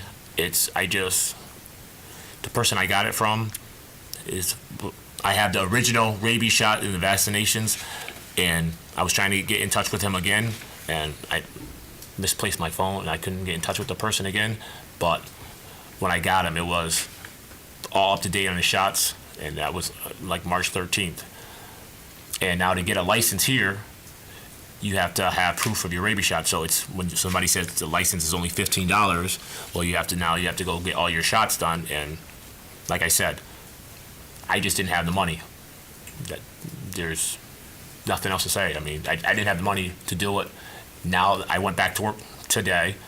I could get him licensed in rabies and everything, and I'm still moving out of town middle of next month. Okay, but I understand you've been unemployed, and it's very unfortunate these times, but you've had a dog that has been repeatedly let loose and ramaged to the neighborhood. Now, obviously, you've received citations for this from our police department, so there's a lot of credibility to the activities of this dog. This is not just made-up material. These are actual cases that have been investigated by our police department. The police department? Right. They have come out to your home with complaints. No. I'm sorry. I'm thinking of in a police cruiser. No, I'm talking about the police Yes, officer. she's came out. Yes. Not just me, there's been Yeah, a the couple dog. officers, there's Correct, been, we have 2 or 3 reports. Yeah, Right. and he said that the animal control officer will be speaking to you. Right. Patrolman Mark Mandrella has been out there, Patrolman Scotty Mira was out there. One of them says Officer Donaldson, I believe. Yeah, so there's, in addition to myself, there's been a couple officers too. Officer Donaldson is always at my house when he's in uniform. He's a close friend of mine. Okay. So he. Last name was on one of the reports, that's all I'm saying. Officer Mahoney's always at my house too. He's another officer that comes by and speaks to me. I mean, yes, I've spoken to 2 officers, but as far as like, Well, let me ask you something. I guess the part that keeps bothering me, you've had a lot of incidents where this dog has got loose. And it doesn't seem like you've done anything to restrain your dog from getting loose. The dog? We haven't heard one single thing that you've done to prevent further occurrences from this dog getting out. there was a period of a year that the dog wasn't loose. Okay, we had a period of a year that it wasn't reported as being loose. It wasn't loose. Okay, I'm just saying what the facts are. And I barricaded my front door. I barricaded the door so people can't. They have to go through the back door. But when I'm not home and there's kids in and out of my house, doors get left open. I can't. I mean, as far as chaining the dog to the radiator, I can't control every second that I'm not there. It's just the facts of life. I mean, I couldn't control it the whole time. Now, springtime, kids are in and out the house. I said, okay, I'm gonna bring the dog to my mom's house for them 10 days. I came back, I'm back to work. I'd get the dog licensed and everything. That's, Okay, but you are the owner, so it still is your responsibility to have the Yes, dog under yes, I- control. We can't shed that on anything, so anyway, that's all I have. Okay. And so, right now, your statement was that you understand that the dog had gotten its rabies shot, but that was a March of 2013. 2013, yes. And you don't have paperwork to show I that? have the paperwork from the year before, but I don't have the paperwork from that year when he went back. Okay, so you don't have the 2013 No, I don't. vaccination Right. to show? And he hasn't been vaccinated since March 2013? No, because you only have to do it once the rabies shots once a year. Yes. Okay. All right, any other further questions? Anyone else Mark, did you have something else? Well, not Yeah. Mr. Waltz, no. Anyone else that? Can I just add to my statement? Because it broke down like a baby. Oh, okay. All right, thank you very much. Mhm. Definitely, yeah, come back to the, and then just state your name again, so she'll know. Lori Brackenberry. Thank you. When the dogs were tangled, sorry, it's my alarm. I have them tied up. And Bailey, my 14-and-a-half-year-old, was just wrapped in the cords and everything. And there was like 3 or 4 kids there. Just everything was in a blur. Saying there should be blood there, there should be blood there. I mean, Bailey was so wet. It was like he took a bath. It wasn't just, and the little kids kept saying there should be blood there. Well, I'm glad that the dog was not injured. Yeah. Yeah, very happy to hear that. Okay, thank you very much. Mhm. I make a motion to close the hearing. Second. Okay, all those in favor? Aye. Right now, there's two decisions that have to be made. One is if we deem the dog to be a nuisance, and the other, what is the remedial action? Some of the possible remedial action from the paperwork we received was the dog should be humanely restrained, or confined to the premises, or removed from the premises, require proof of insurance, provide to the licensing authority identification. Let's see. Those were some of the possible remedies. And so I'd look for the first decision, which is there a motion to deem the dog a nuisance, and then we could have discussion afterwards. No? Before we do that, I'd like to hear from Attorney Martell, who sent us this note, because my understanding is, A, that it's not just a nuisance, but we could find multiple levels of.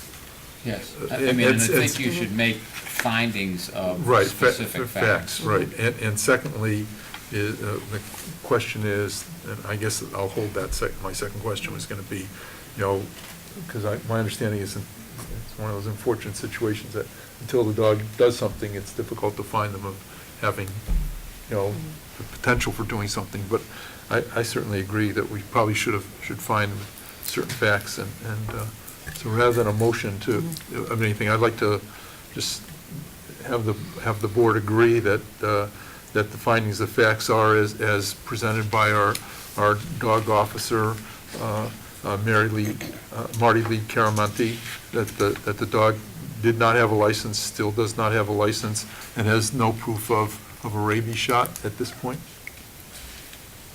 I don't know if we need to Well, vote on that, or Well, I mean, there's- in terms of disciplining the dog, there should be findings as to the dog's behavior above and beyond the absence of the rabies evidence, or the rabies Right. vaccination evidence, or the License. lack of license. Yeah, I mean, so it's probably- conduct here that leads to the sanction.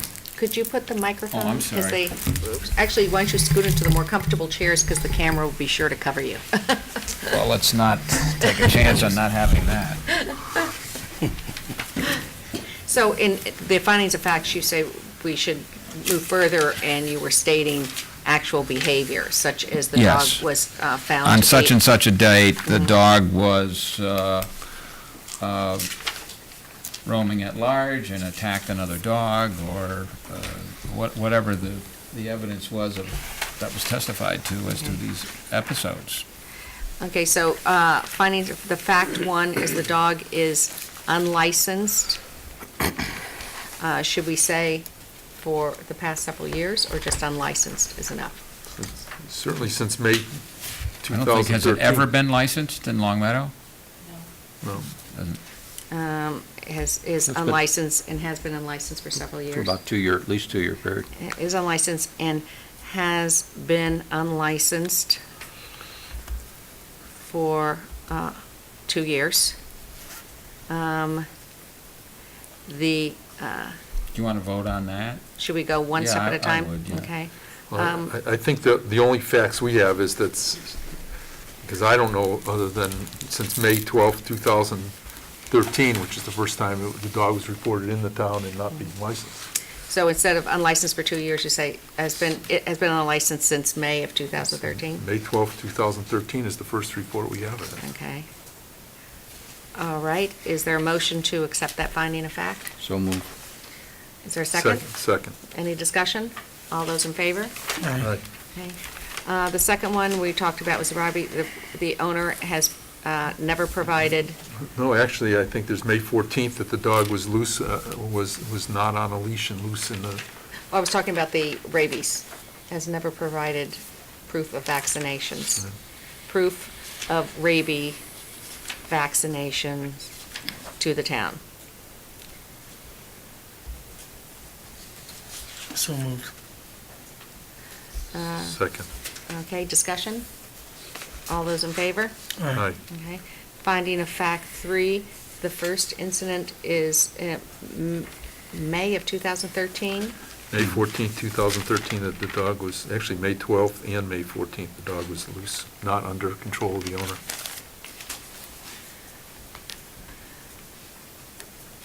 I had the 15th, Mark.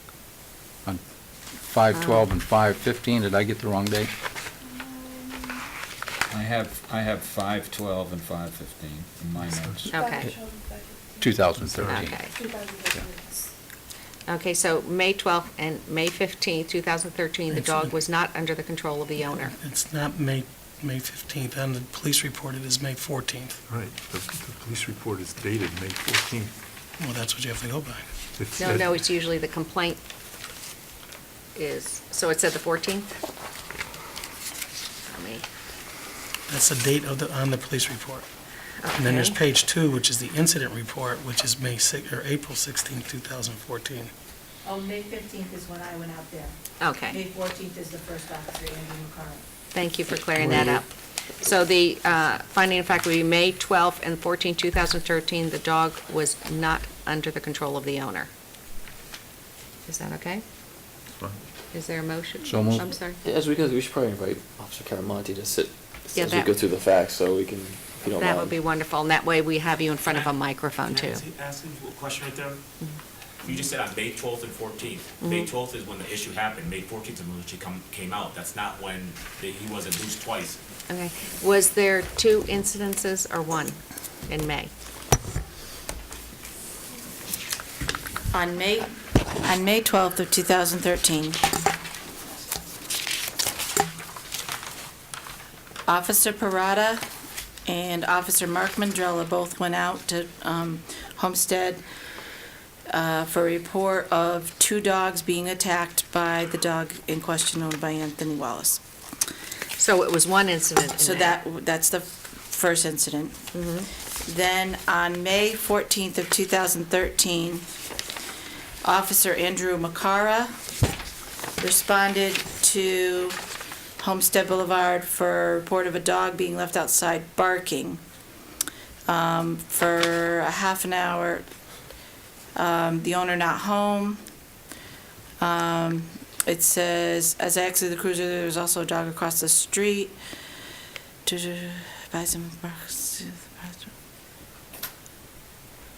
So that is a barking, that is not an unrestrained, that was a nuisance dog barking, no one home, being left out chained. Okay. So thank Then you. on May 15th is when I responded out to there again to speak to him. In regards to the licensing? Yes, I have to turn to the other report because I put a supplement. Yes, on regards to licensing, and please, if he could just be courteous, if he's not home, not leave the dog out, because it could break free from his chain, and because it was nuisance barking, and we talked about getting the dog licensed. Then I talked to him a couple times on the phone, and as of June 5th, I put in the report that the dog was still not licensed. Okay. So May 12th, 2013, the dog was not under the control of the owner. Right, and it was actually reported to have attacked 2 dogs. Okay. Is there a motion to approve that fact? So moved. Second. Okay, all those in favor? Aye. Okay. And the date on that one was? May 12th, 2013. And there's another April 7th, 2014. April 6th, 2014. Excuse me. Patrolman Scotty Mira says he went out for Mrs. Brackenberry. That's the one where the dog supposedly, where all the saliva was all over her senior dog. So it was another report of a dog attack. I did talk to her. We talked about that. And then the next date of April 10th, and I don't know if you want to call Ms. Conley up, that is what Mr. Wallace is saying was not his dog. That's what she's saying was his dog, that the dog was again loose and growling at her little dogs. Okay. So I have 3 reports of the dog being aggressive and unrestrained and in other people's yards. Okay, so April 6th, 2014, the dog was not under the control of the owner. April April 6th. 6th or 16th? April 6th. Of the owner. And the April 10th one is the one that's in dispute by It's the in owner of the dispute. dog. Is that correct? And we don't have a report here. So the April 10th one. The April 10th, just came in on the file for the select board meeting. Okay. That was when it went to, she asked to come to a meeting. Is there a motion to, for the fact of April 6, 2014, the animal was not under the control of the owner? So moved. Is there a second? Second. All those in favor? Okay.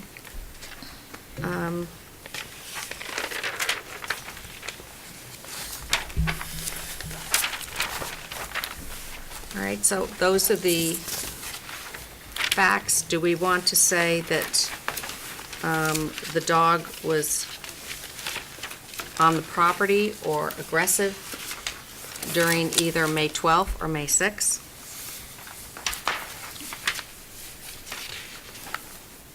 Again, Marie, this is where I starting to have some concerns about what we can find based on the dog, whether the dog is, what constitutes an aggressive dog, what constitutes a vicious dog versus what constitutes a dog not restrained by its owner. And I'm not sure that whether we know what the level is between vicious and nuisance. And I was looking to Mr. Martell to perhaps help us if there was a better legal definition than I was able to see in what we've been submitted about the difference between, aggressive and vicious. Well, I don't think the term aggressive is Or nu- from the But nuisance is, statute. but nuisance is from the, A nuisance is. right. And I think that to the extent that, excuse me, if I could find it was a nuisance. So here's what it says in our bylaws.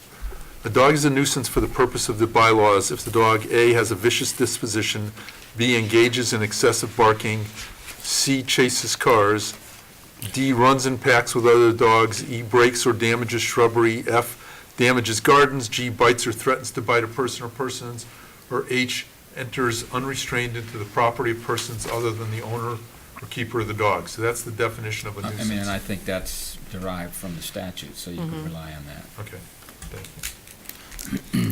Marie? Yes. Thank you. Mark, I think to answer your question is that when you think the dog is a nuisance or an issue is when you have people in their neighborhood that are afraid to go out. And I would make the recommendation or motion that we order that the dog be removed from the town and give Mr. Wallace the option to bring it down to his mother's house as he did earlier in the month of May. But that it should be removed based on the fact that it is a nuisance. It's been in the neighborhood unrestrained. It's not licensed, and hasn't been licensed for at least 2 years. And I think that's acceptable. We're not ordering the dog to be put down or anything, but given the option, Mr. Wallace has stated that he is leaving town by the middle of June. There shouldn't be a major inconvenience, but the fact that it's not licensed and hasn't been, and we've had these incidents, I would make a motion that we order the dog to be removed from the town within 7 days. Well, let me just caution you, the statute says, now I don't know where Mr. Wallace's mother lives, but you can't order a dangerous dog removed from the town in which the owner of the dog resides. So as long as Mr. Wallace is residing in Long Meadow, I don't think you can order the dog be removed out of the town. I mean, that's... I think we did that with another dog a few years ago, Marty Lee. I think first we need to decide, we have to make the decision if we deem it to be a nuisance, and then we need to look at what the remedy will be. Well, then I make a motion that we deem it a nuisance. Second. There we go. Okay, any further discussion? All those in favor? Aye.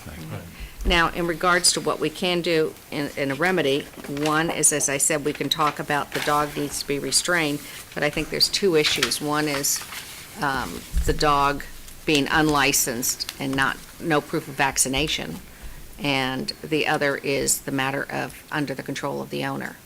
Now, what are our options in regards to a dog that is not licensed or vaccinated? I think that with the dog that's unlicensed or vaccinated, it's outside the nuisance or dangerous dog hearings. I mean, there are specific remedies for unlicensed dogs, fines, and with the rabies, their Board of Health sanctions. I don't think that is the kind of thing you would address in a hearing on allegations of a nuisance or dangerous dog. Well, I was going to say that the unlicensed is a town bylaw. Yeah. The rabies bylaw, the rabies vaccinations is a state law. Mhm. So I don't know the Board of Health, what they can, I don't know how that falls with them, but that violates a state law. There has to be a rabies vaccination. See, I realize that when you talk about a nuisance dog, from what I'm reading, is you really can't ask the dog to be removed from the town. But I guess when you have a dog we don't have proof of rabies, that's We what did was actually wondering. have a dog, like he's referencing to a couple years ago, that we tried very hard to work, with the lady. We ordered a fence, we ordered certain restraining, and what happened was children kept letting the dog out, and the whole neighborhood was up in arms about the dog staying in the neighborhood. So eventually the dog was ordered out. Out of, Long Meadow. and while the owner still lived in Long Meadow? Well, I wasn't here, but I can just tell you, I'm reading from General Laws, Chapter 140, Section 157. Okay, so my question is then why are we having a dog hearing? Well, you can do things short of ordering it out of town. Okay, so can we get some suggestions as to what we can do so that the residents in the neighborhood feel that they can go outside and walk their dogs? I just have a concern if we're going to go into a circle here and just keep talking about the same issue and find one fact after the other and then do nothing. Because I think for any dog that gets out of their house, it can happen once. That stuff happens in every neighborhood at times, where a dog gets out of the yard. But if it's repeated and we don't have compliance from the owner regarding every other rule that we have in town, I can't believe that it's taken this long for an unlicensed dog to come before the board to say, do something. Because if they're unlicensed, besides giving a ticket, we should be pushing for something. And I just don't want to, again, if the neighbors in the neighborhood feel that there's an issue and the dog has been repeatedly out, regardless of how it got out, because that was the same situation we had a few years ago. It was the kids opening the door and not making sure the dog stayed in the house or the yard and that type of thing. But when it gets out, it's out, and we need to stop it. And so I just like to have some suggestions. If we can't order the dog removed, then what can we do to protect the people in town? Because what's going to happen is, if something happens tomorrow, everyone's going to blame the police department and say, why didn't we do something? So it's hard. Like, as far as the unlicensing, we go the proper steps, we wait, and, that usually isn't something that's brought before the select board. Can I ask another question? Marty Lee, what happens, or Dave, what happens when it's, you call up, you're going to court and you're doing that? What happens at that time? Does the court say, pay up the license, or what, Yes. or what's the or? Eventually, we've had people get warrants for the, So they can get if they're arrested pulled for the- over for a pulled speeding over, ticket, okay. and they have a warrant out, they are actually arrested for having an unlicensed dog. But even that, of not us requiring a license, the town of Long Meadow requiring a license, or that doesn't, anybody can have an unlicensed dog as long as they don't kind of get caught. Well, when you bring your dog to get a rabies shot, Yep. the vet sends the rabies certificate into the town hall. Yep. So we know the dogs in town that way. Right. If you brought your dog in to get a rabies shot and you don't come in and license it, we send you a ticket for an unlicensed dog. Where it can maybe get missed is if your dog doesn't have a rabies and it's not running free, but if something happens and then we find out you have a So dog. the only thing that gets issued is a warrant for arrest. Well, that has to go pretty far Right. to get that, yes. But there's a warrant, you stated, that could be the outcome of the court. It can get to that point. But even with the court of having, we could have an unlicensed dog for years, because if it goes to court and just issues a warrant, and nothing happens to the homeowner, it doesn't, so there really is no, excuse the pun, bite in our bylaw that says if you have an unlicensed dog, you can't keep it in Long Meadow. Yes, we've actually been in discussions lately about all that and even trying to up the fees and everything. We actually had a big meeting a couple weeks ago on, it's gotten much better. We used to have a lot more unlicensed. I mean, last year, we went from like hundreds down to like 20 at the end of the year. So, we are pursuing it much more aggressively, but I mean, I just to sort of use your creativity, I attached a copy of an order from a prior dog case, and with a nuisance dog, what the statute says is, the hearing authority may further order that the dog owner or keeper of the dog take remedial action to ameliorate the cause of the nuisance behavior, that the dog be always tied up, that the dog, if it's going to be outside, be muzzled, that the dog be confined to the premises with a fence, whatever steps you can conceive of to keep that dog under control at all times. I have a problem with ordering the dog to be tied up due to the breed. A pit, a shepherd, you tie that dog up, the dog could go mental and really hurt somebody. I mean, within the limits of mental. I would say, okay, order it fenced for the month before he leaves, except for that isn't going to happen. He doesn't own the property, and we're talking money's been an issue, getting a fence in for a month. Can we say if the fence can't be put up, that then the dog be removed, or Well, no? No, the problem is the difference between a nuisance and a dangerous dog. And Correct. right now, we're in the level of a nuisance dog there. We can say, I guess from reading this, we can ask for remedial action to ameliorate the cause of the nuisance behavior, which the Correct. dog must be kept under control, which, we're not talking about fencing the whole yard. People buy fenced kennels, or else the dog must be kept in the house. I think that if we don't see a rabies vaccination within a very short period of time, which has already been suggested, and the owner's saying he might go through it, then we might be opening a dangerous dog hearing with the aggression and the missing rabies, which is, I think, the two elements that are coming together. Right now, our hands are tied to start with a nuisance, that we deem the dog a nuisance, which limits what we're able to require from the dog, but I think it's something that we have to especially make sure that the owner's following through And on then, the and that rabies issue. that the dog be kept inside the house. Yeah. And if the dog is outside the house, that it be leashed, that it be muzzled, and. What is all our the- recourse, though, if this is what happened with that other dog? We ordered all these restraints, and then that very next week, the child let the dog out, and the dog was running through so I was called to come over and seize the dog. I actually didn't want to go seize that dog, but we had done everything. And so what happens now if today we order all these restraints and tomorrow it's running through the neighborhood? Well, I What's think our what recourse? you always say is we're taking it one step at a time. Right now, this is a I just want to nuisance. know legally what I'm supposed to do. You have to report to this board There would and be to a the town. violation of Yes. the order of this board Yeah. and whatever the sanctions were that went with it. And then I we mean, will let me decide if we ask- need to open a Would- further Would you be hearing. interested in finding out from Mr. Wallace whether this matter can be resolved by his voluntarily taking this dog to his mother's tomorrow and have it come out of town so that we don't have, these kind of concerns going forward? I mean, that's Well, I- settlement, if you want to call it that. But we would still need to You have would still need the order. order, but I would think you could get some comfort from his representations if he says, I'm going to take this dog to my mother's. I'll be leaving town anyway in a matter of 5 or 6 weeks, and go forward on that basis. While you still entered the order about restraining the dog as long as it's in town. Okay, let's find the wording of the order.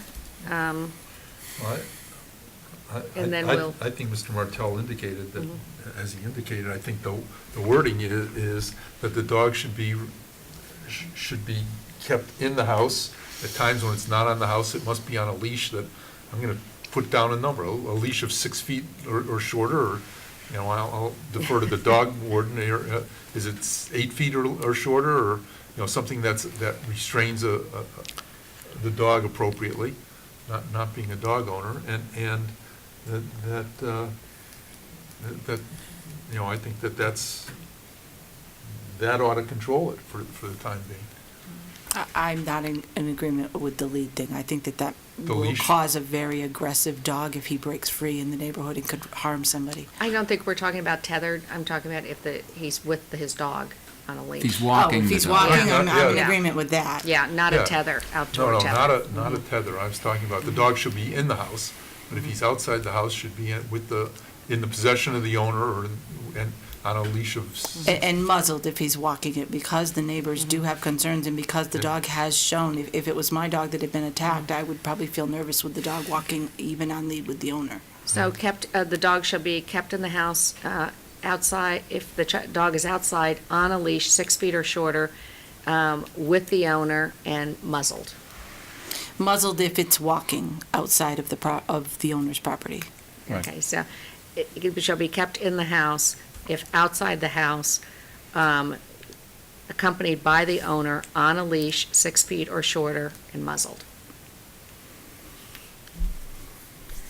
Is there any adjustment or changes to that order? Is there a motion to approve the order? Yes, so moved. I'll second the motion. Any further discussion on the order? Yeah, the concern it looks like we got a much bigger issue than we're going to take care of tonight, because there seems to be an awful lot of things where something could go this long, and we're still debating mediocre steps on how to cure a situation. I lead to the next thing, what happens tomorrow if the dog's running loose in the neighborhood? That's my concern too. I I mean, want to and know that- from you guys what then. And what would I do? understand where you're wanting to close this Well, up, But I'm ready, I'm prepared to have, and if in violation, set the next step tonight. It said, and if the dog is found in violation of this order, the dog shall be immediately removed from the town by the dog warden.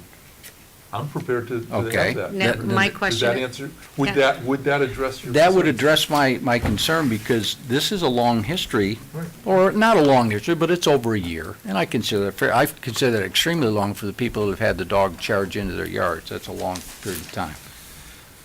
My question, Attorney Martell, is that possible? Or do we need to reopen to a dangerous dog level in No, I order think to you put can, that I order? think you can put in what the next step would be if there's a violation as found by the dog officer. Okay. So the order would, However, I would caution you about ordering the dog removed from the town in which the owner resides. then you're telling me that can't be done. Yes. Okay, so then we can't add that as No, the next step. we can, but the dog warden can remove a dog from the owner's premises. Can I remove it and bring it to a kennel and he be held responsible for payment of kenneling the dog until? I think you could make that part of your order. But could we follow through on it? What- Are you saying we can't do that? Well, I mean, I how would- far, there will be penalties for violating the order. I think there's somewhere in the statute of daily penalties for violating the order of this board, and those would be the consequences. Well, are you talking about a fine? Yes. Yeah, but- Okay, so you're talking about there should be, do we put a fine in the order, or you're saying? That fine? doesn't interest me, because that doesn't resolve the issue for the neighbors. Well, You know, I, And very honestly, it's not that the town's gonna do a whole lot with the money, and I'm not sure that the violation's gonna be intentional, I- and so the fine's not gonna necessarily be a deterrent. I'm just saying that if the dog, I still go back to the fact that if the dog is, not the dog, if the owner's found in violation of our, findings here, that the dog be removed and placed in a kennel. That was my intention. It goes to an animal shelter somewhere that the owner can then try to recover the dog. And if it does, and he's still not in compliance with our fine, it goes back to a kennel. And we keep repeating this, and until such time as the owner can figure out that he ought to keep his dog under his control and under the control of the findings of the select board. I think that would be fine if Attorney Martell says we can do that. I would say that if it's done by the dog officer in furtherance of her duties to remove it to a kennel, that could be done. Okay, that's what I wanted to hear. If, Marty Lee, if you were called to a neighborhood and of a dog that was loose, not knowing who the dog was or whose owner the dog was, what would you do with that dog, besides, if the fact you couldn't find the owner? I scan the dog for a chip, and if I can't find the dog, the owner of the dog, I bring it up to Porter Road Pet So it goes Kennels in to a East Long kennel. Meadow. Okay, so we do that anyway if we can't identify the owner. Right. Okay. All right, so, Then they have 7 days to claim their dog, and then it's, Yeah. okay. One of my, I was welcome to Long Meadow with my dog. No one's Okay. so. all right, so right now, the order is the dog should be kept in the house. Are you saying you want to have what the ramifications are if it's not? Or No, we've I just think the order informed is the the dog owner? shall be kept in the house, or if outside, shall be on a leash within the control of the owner, on a leash and muzzled in the control of the owner. And if the dog is found in violation of this order, the dog shall be removed from the town to a kennel per the dog officer. Removed by the dog officer. Removed by the dog officer. Yeah. Not from the town. Well, yeah, from the No, town. removed Yeah. by the dog officer to a kennel. To a kennel. Second. Okay, any further discussion? All those in favor? Aye. Right. All right, thank you. Did you want to come in, Mr. Wallace? Mr. Wallace, come up for a minute so we can talk to you?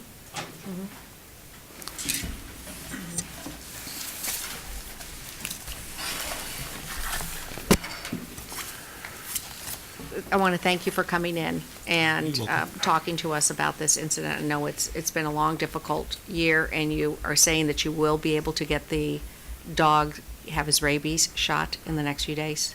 Saturday, they have a clinic at Dave's, Mm-hmm. so. Okay, and as soon as you get that rabies certificate, could you be sure to hand that in to the town clerk and get the licensure? We'd appreciate that. Sure. Okay, any questions in regards to the order that we've just requested? Well, when I was reading through this, obviously I'm not a lawyer, but some of the things that you guys are saying, I agree with, but by the bylaws that he's written or whatever, you guys can't do that. Well, we're talking about not removing him to another area, but he would be going into a shelter if he's not No, under like- control. My dog hasn't bitten anybody, so why would he have to be muzzled there's no reason for it, especially if he's under control of me or anybody else that would be walking the dog. He hasn't bitten anybody, hasn't bitten any children, so why would he have to be muzzled? Because there's a fear, Yeah. and if you Well- were afraid of your own children getting bit, you don't want to wait till somebody's hurt. We're But talking. if we're on a leash, if he's on a leash and he's controlled, I think that we're talking about the period of time you said you're going to be in town for another Right. month or two, and it's But- only when the dog's outside. We'd appreciate your cooperation with that. But And now- that's- And I'm telling you that you do have the authority to have the dog Okay. be muzzled. Okay. but now Thank also you. on the extent of this the nuisance, I let the dog out for 5-10 minutes. Yeah. And like she said, when the police came, the time when there was a nuisance barking, the dog across the street was on a chain barking, so they were going back and forth. Yeah, we just had limited facts No, that we I accepted. understand yeah. that, but And when I do let my dog out for 5 to 10 minutes on a leash while I'm back there, so he can use the bathroom, I'm not expecting to have a policeman come up 5 minutes later, said, oh, somebody called the police on you, said their dog was barking now, because now my dog's a nuisance to the neighborhood. No, that's a very specific term. The barking is not an issue here. It was the others. So Okay. if you just follow that one quarter, we should be fine. Yeah, Okay? and like I Thank said, I'll you be very- out before July 1st. Really appreciate your coming in here Okay. today. Okay, and thank everyone for coming in, and hopefully this will be resolved. Thank Thank you you. very much for your work. Did you get the orders and the Okay. facts? Is there anything we can add or help you with? Thank you.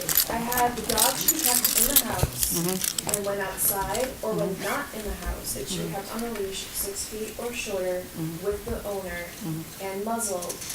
I also added in parentheses, when not on the property. of the owner. Because you said both outside and not on the property. Okay. Which one should I put, or do you want to put both? When outside was Outside. what we intended. Yeah. It wasn't just not on the property, it's just anytime outside. Anytime outside, even when on the property? Yeah, because there's no Okay. fenced-in area. That's what it said. Thank you.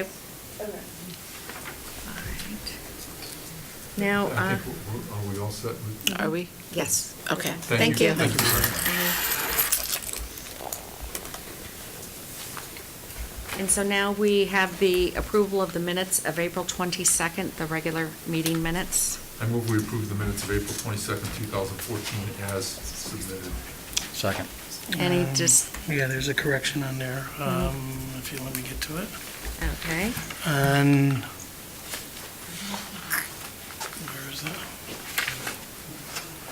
Under new business, in the first line, it said the COA's task force attended the meeting. The last person, Phil Hallahan, was not there.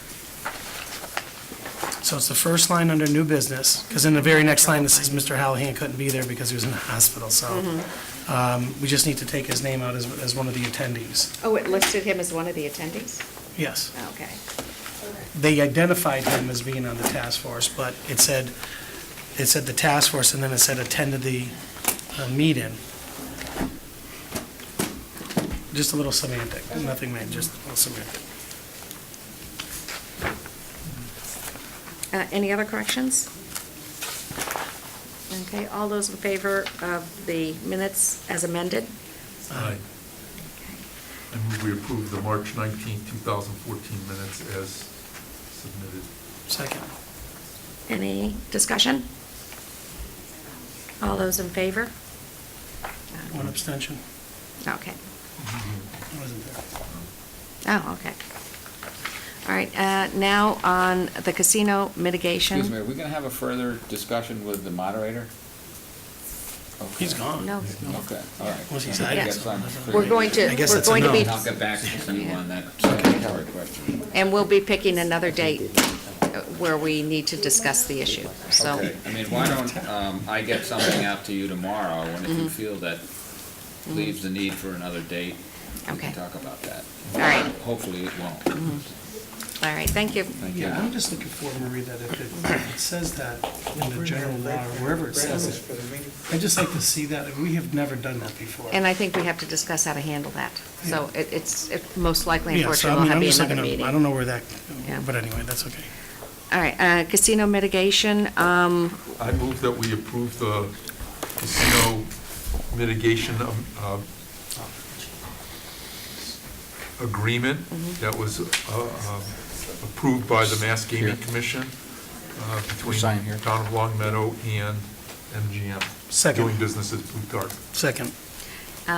any discussion? I just wish MGM were here. All those in favor? Aye. Aye. I further move that we authorize the Select Board to sign any additional documents required in the furtherance of the surrounding community agreement that was adopted by the arbitration panel and is approved by the Massachusetts Gaming Commission. Second.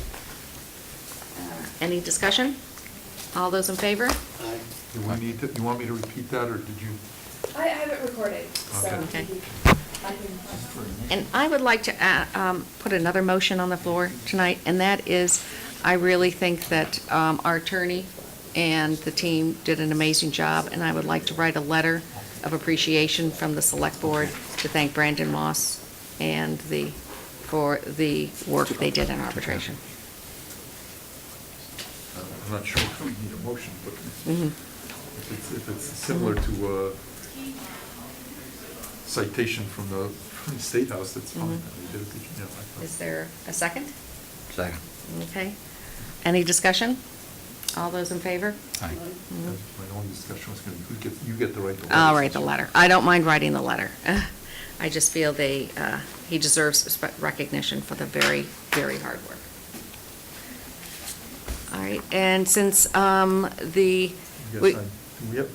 We have two versions we have to sign? we Two have copies. Two copies. two not two copies, versions, two and copies. this is, what is this that I signed here? This is Wamiko. Oh, okay. I didn't pass it around earlier. Hmm? I Okay. didn't pass it around earlier.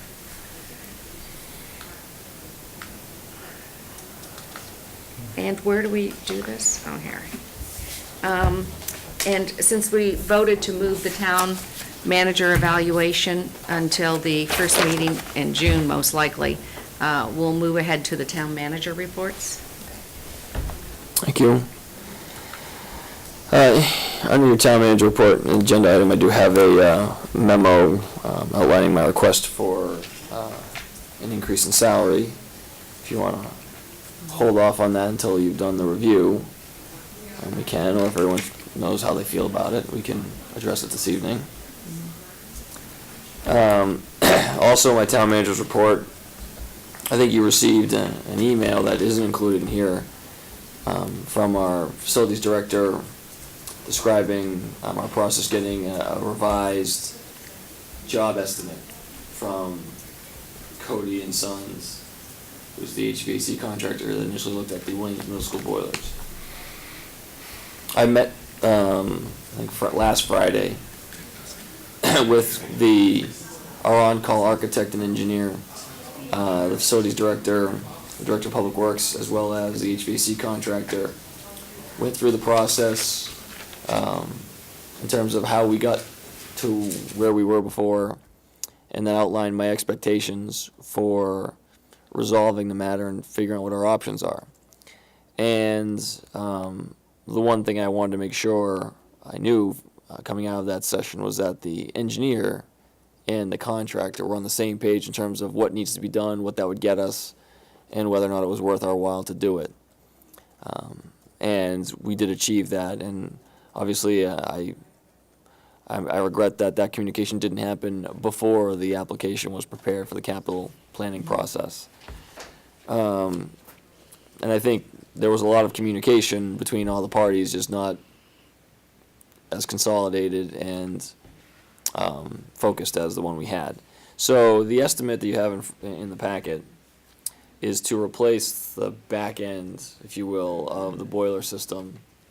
And that is the sections, and I believe that's mostly the solid state technology, or solid state components of the iron, guts of it. The controllers and the burners that actually generate the heat seem to be in good condition, and they're 16 years old, and both the engineer and the contractor agreed that there was not an immediate need to replace them because they should have many years of life. The problem with the boilers was in the sections leaking, and so they believe replacing one to be the primary boiler will really extend the life of the heating system for several years. And then you still have the other boiler that has not had leaks recently, can be there in a backup mode. They are also looking at an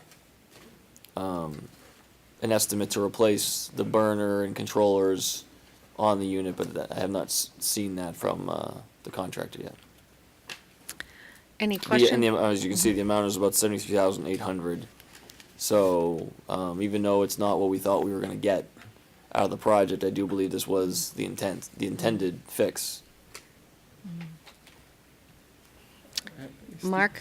Stephen, just a couple of questions. So this will apparently, or I guess I shouldn't presuppose, this will upgrade, or will this upgrade just one boiler? Is that the idea, that we're going to take the one boiler that's had the most problems and upgrade that? Yes. And I know it doesn't say here, and I'm sure you aren't quite sure, but I'd ask that before the town meeting that you find out what kind of warranty the vendor ends up putting on this work when they do this work. I suspect that might be asked at that point. I think that's the only question I have. Other than to point out that way back when I said, how about if we only do one? But who am I to say that now? Paul? Why is this different than what was sent to capital planning 7 months ago? 7 months ago, there's an estimate during the budget process. The director of DPW was adamant that we need to replace both boilers based on the information they received. Why is this now different than that was done 7 months ago? Because 7 months ago was replaced both boilers. We were just told 4 to 6 weeks ago that we had to replace both of them because of how if one went down, the other one wouldn't have the capacity to heat the school. My question is, why is this so different than what the first estimate was? I know that it's not replacing two, so I know that's part of the reason why it's different. But did they go through the same process as they did here in getting this estimate? Because now this is the third number, in other words. That's what my concern is we're I think it was really just a misunderstanding between the parties. And like I said, I think the biggest regret for me is that the engineer, the contractor and facilities director didn't have that conversation before doing the capital planning. I think my kind of hindsight on it is that the contractor thought that this is what he was providing in terms of a fix for the boilers during the capital planning process. The facilities director thought he was getting an estimate to replace the boiler and the controls with something that with a high efficiency boiler, and it just wasn't the case. And I think, and so I'd like to tell you that there was a cleaner reason or a valid thing. I just think it was, quite frankly, a lot of phone conversations back and forth about what they were doing, and it's just a misunderstanding. And then I think, honestly, when the engineer got involved, there was a misunderstanding between the engineer and the contractor.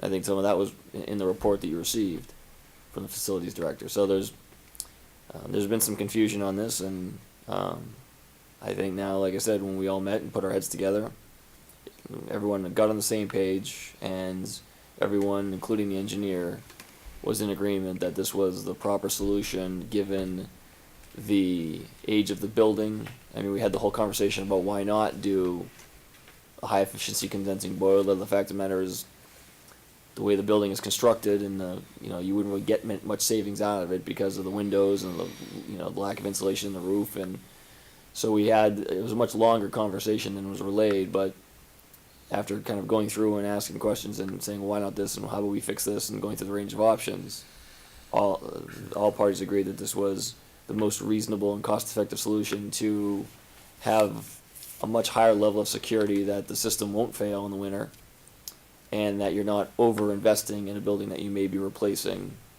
within a decade. Okay.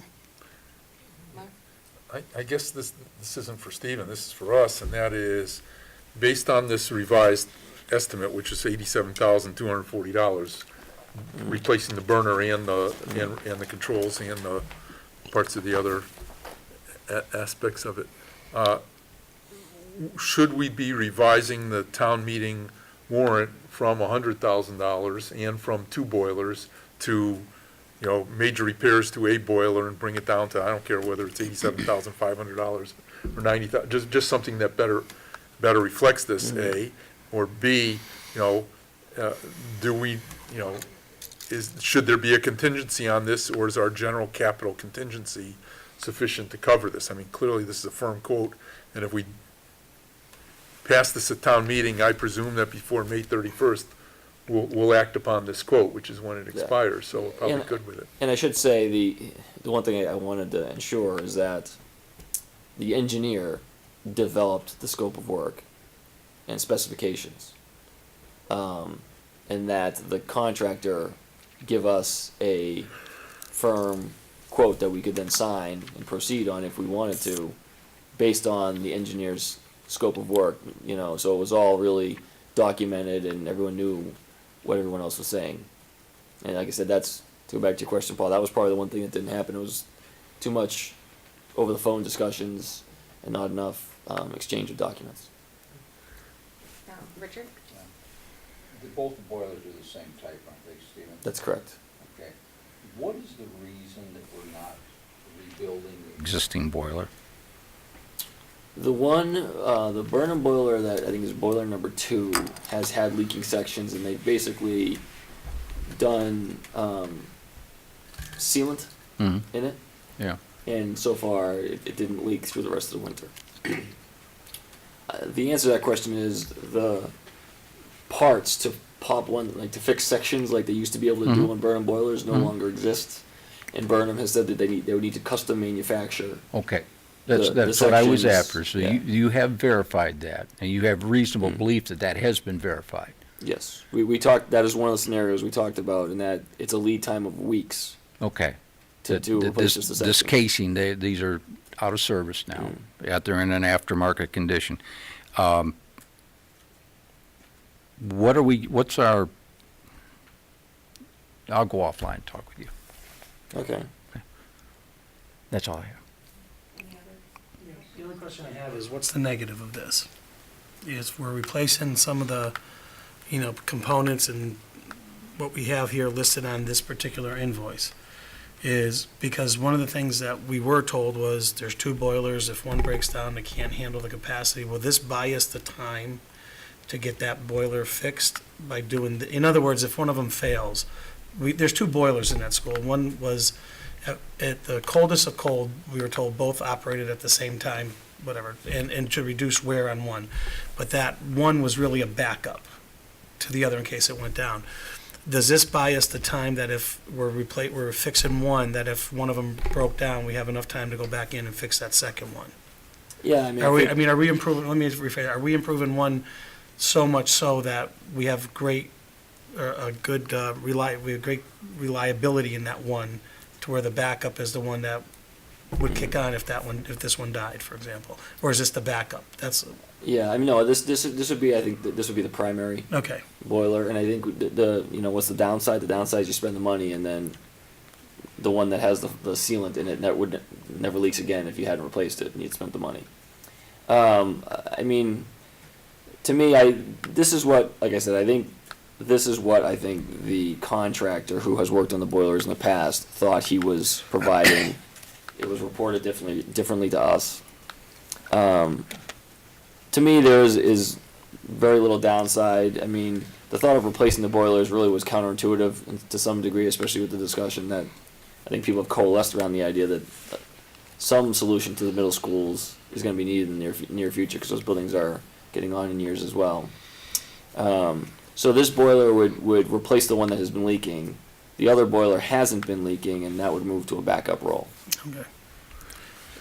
And then I'd like to just say, to Mark's point, yes, you scale down the warrant by the $17,000. Yeah, I just think we ought to have since we This have seems an like it's a very agreement. specific- Is that we're gonna- 87.5? And I don't. It's not in my printed packet. 87,240. Is that the one? I know I get a second one. Yes, the 87,240 includes the new burner. So I mean, in fact, Stephen, originally, we were told replacing the boiler was $50,000. The fact is, it's $73,800 under quote. And they're saying, and if you want to replace the burner, which they strongly recommend, it's another $13,440 for a total of $87,240. So, the $50,000 was never going to happen for one boiler. Bless you. But for $87,240, we replace the boiler, replace the burner, and we reuse almost controls. nothing. Oh. Yeah, I guess we reuse a couple of controls, but With the warrant, we need to have a written amendment to the warrant. right. So I'd ask is that we all agree that we'll have actually, we don't have a written amendment, because the way the warrant article is written, it says, or any, I can read it. But you were confused about it saying both boilers. You said we needed to change the dollar amount as well as what we were doing. But the warrant article says, da-da-da-da-da, and then it says, or take any other action relative thereto. And that gives us the flexibility to adjust the numbers and adjust a few other things. So you're saying we don't need to do anything, or are you I saying don't you do know, want I think it? that we No, I ought to write the warrant motion with $87,000 for a single boiler. So we do upgrade. want to write it. Right, but we Okay. don't have to propose this and then amend it. We can write the motion. Not to speak for the moderator, but in past, what he said is that these warrant articles give the idea of what we're gonna be doing. The specifics can change between, so, in other words, you wanna read the article with the 87,000 in it, and then explain to town meeting that that's lower because. Right. Yeah, We'll I let think you I would do- intend during go the, ahead. during the discussion, I think it's my responsibility to explain to town meeting why the proposal is different than, why it's not gonna be 2 boilers. And what's the dollar difference here?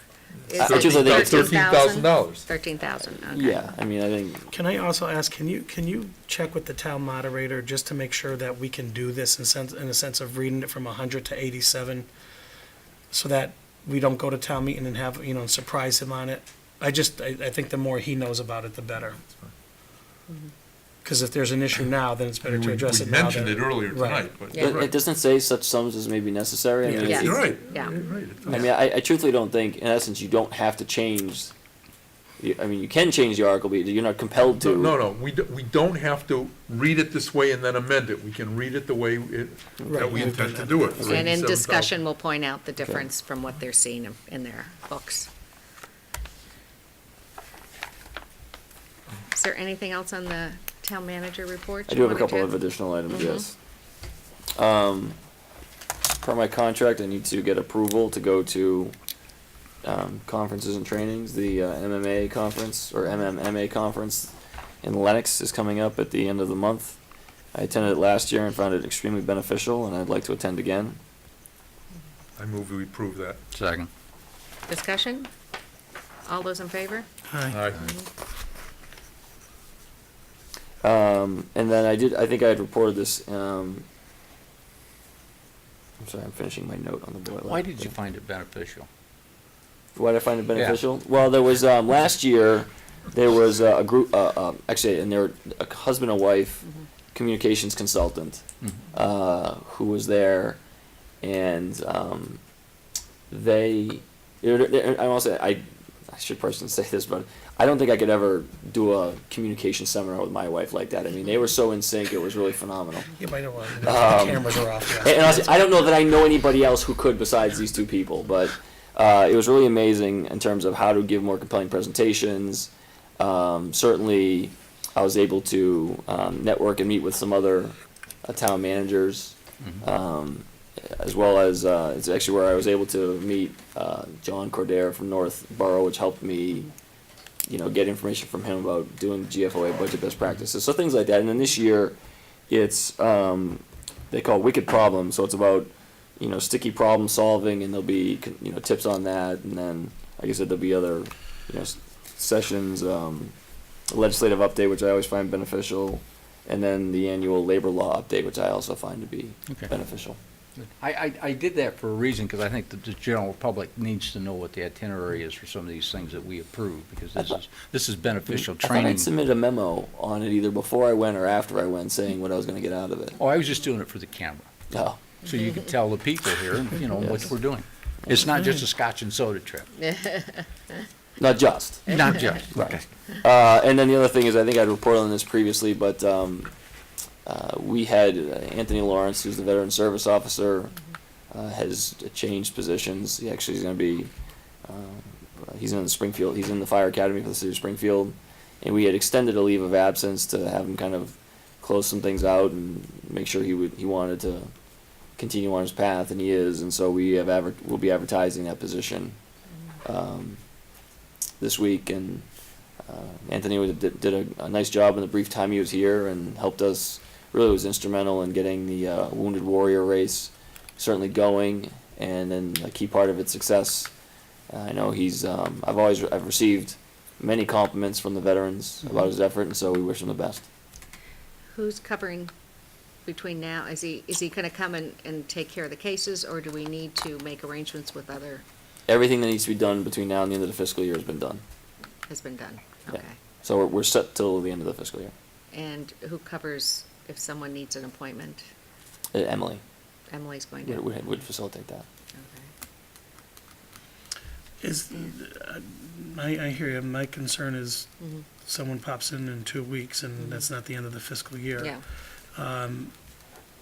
While we were in between, we did have coverage, and I can't remember who it was It with. was actually Jason was coming back Mm. and covering. Didn't somebody from Yeah, East Long? one of the things, well, I think, we had this discussion with Emily this afternoon about moving forward, and I have not had the chance to talk to East Long Meadow or another community. Certainly, when things like this happen, we've had department heads provide temporary coverage for, the public health nurse and things like that, and we would certainly reach out to one of the local communities. And I know the discussion about regionalizing a veterans agent, happens a lot, but then I don't know that anybody around here has actually done it.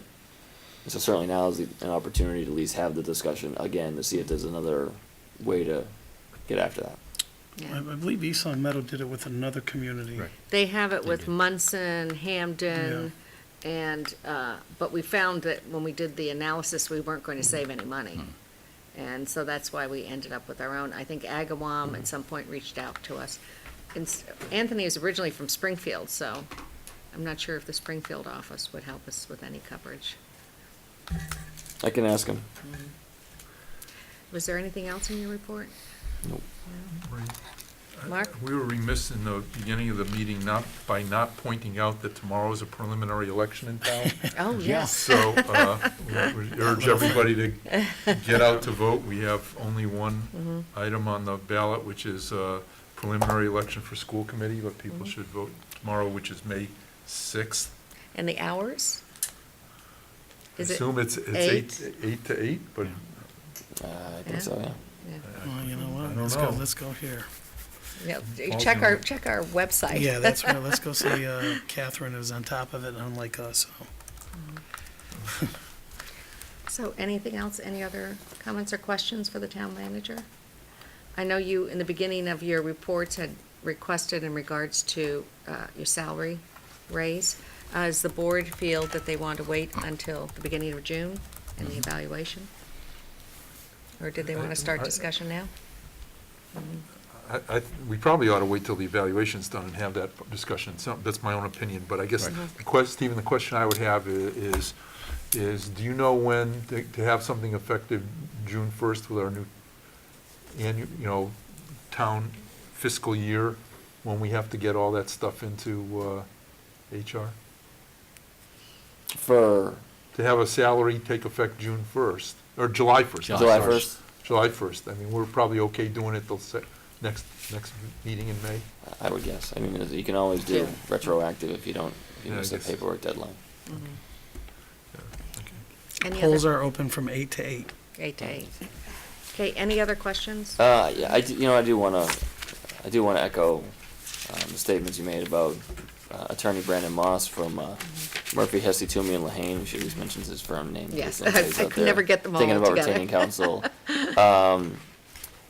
I think, and also, not just Brandon, but also Don Jutton from Municipal Resources Incorporated, and some of the sub-consultants he has working for him. I'll say this, Brandon devoured documents. I've never worked with anybody in my life who could take apart a document as fast and accurately as Brandon could, and I'm so glad that he was on the team, because I certainly couldn't do it at the speed that and the level of understanding that he did. There were many things that came up during this process that when he and I would discuss them, he'd be kind of fixated on as a point, and I'd say, well, all right, and wouldn't resonate with me or anybody else on the, really didn't seem like that big a point. And then down the line, it would become something that became really important, even though it wasn't necessarily even in our discussions. A good example of that was the language that was in West Springfield's best and final offer that was also in MGM's language that basically said towns can use the mitigation money for whatever they want. Brandon focused early on saying we really shouldn't have that in there, and I think we talked about it at the board level as well. I think the board, I know when we approved the best and final, we didn't have it in ours because we thought the money should be for the mitigation. When the Massachusetts Gaming Commission did their thing last Friday, they struck that provision in the West Springfield best and final offer, surrounding community, essentially what became the surrounding community agreement. And it became something, and they made a much bigger issue out of it than I initially perceived. And Brandon, made it that didn't happen to us. And I think it's also good, for the people at home to know that it is the Gaming Commission has now ruled the funds for mitigation must be used for the purposes that you've identified in your surrounding community agreement. And that was always certainly our intent, but they certainly made that crystal clear in their ruling on the West Springfield decision. And then the other thing is and I've said this before, the department heads did a substantial amount of work on this a long time ago, before things really got as frenetic as they did, especially leading up to the petition designation hearing. And I don't want that work to get forgotten simply because it wasn't necessarily reflected in the final, best and final offer and in the evidence we presented at our arbitration hearing. But the platform that was established by the work of the department heads and doing research in other communities and reaching out and finding out what the experience in other places was and kind of verifying some of the things that we talked about at the board level, really on top of all the other things they already do, was a great tribute to them, and I am eternally in their debt for stepping up and making this process move as smoothly, or not necessarily smoothly, but helping build as strong an argument as we did. And so I feel the need to say that and this is all, you know, in my first year, so it was a great getting to know you moment for me with the team, and they really are special. Thank you.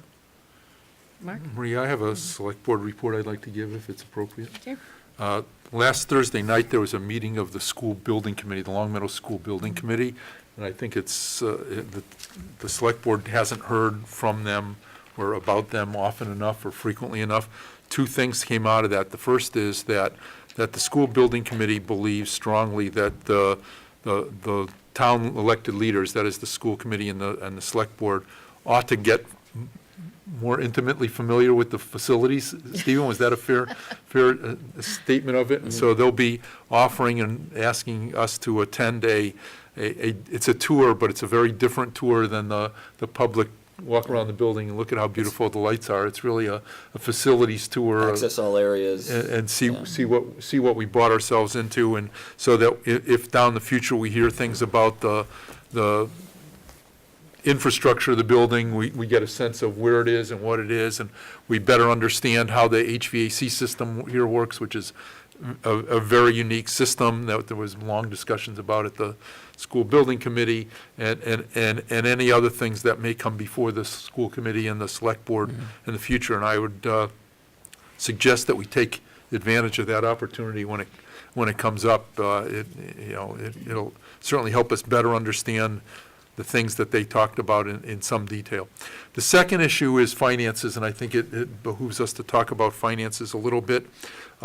We are, as we've reported earlier, we are tracking the project that we are nearly done with. And I say nearly done because there remain to have bills paid, and Massachusetts School the Mass Building School Building Committee, MSBA, reimbursements still returned to the school, to the town of Long Meadow.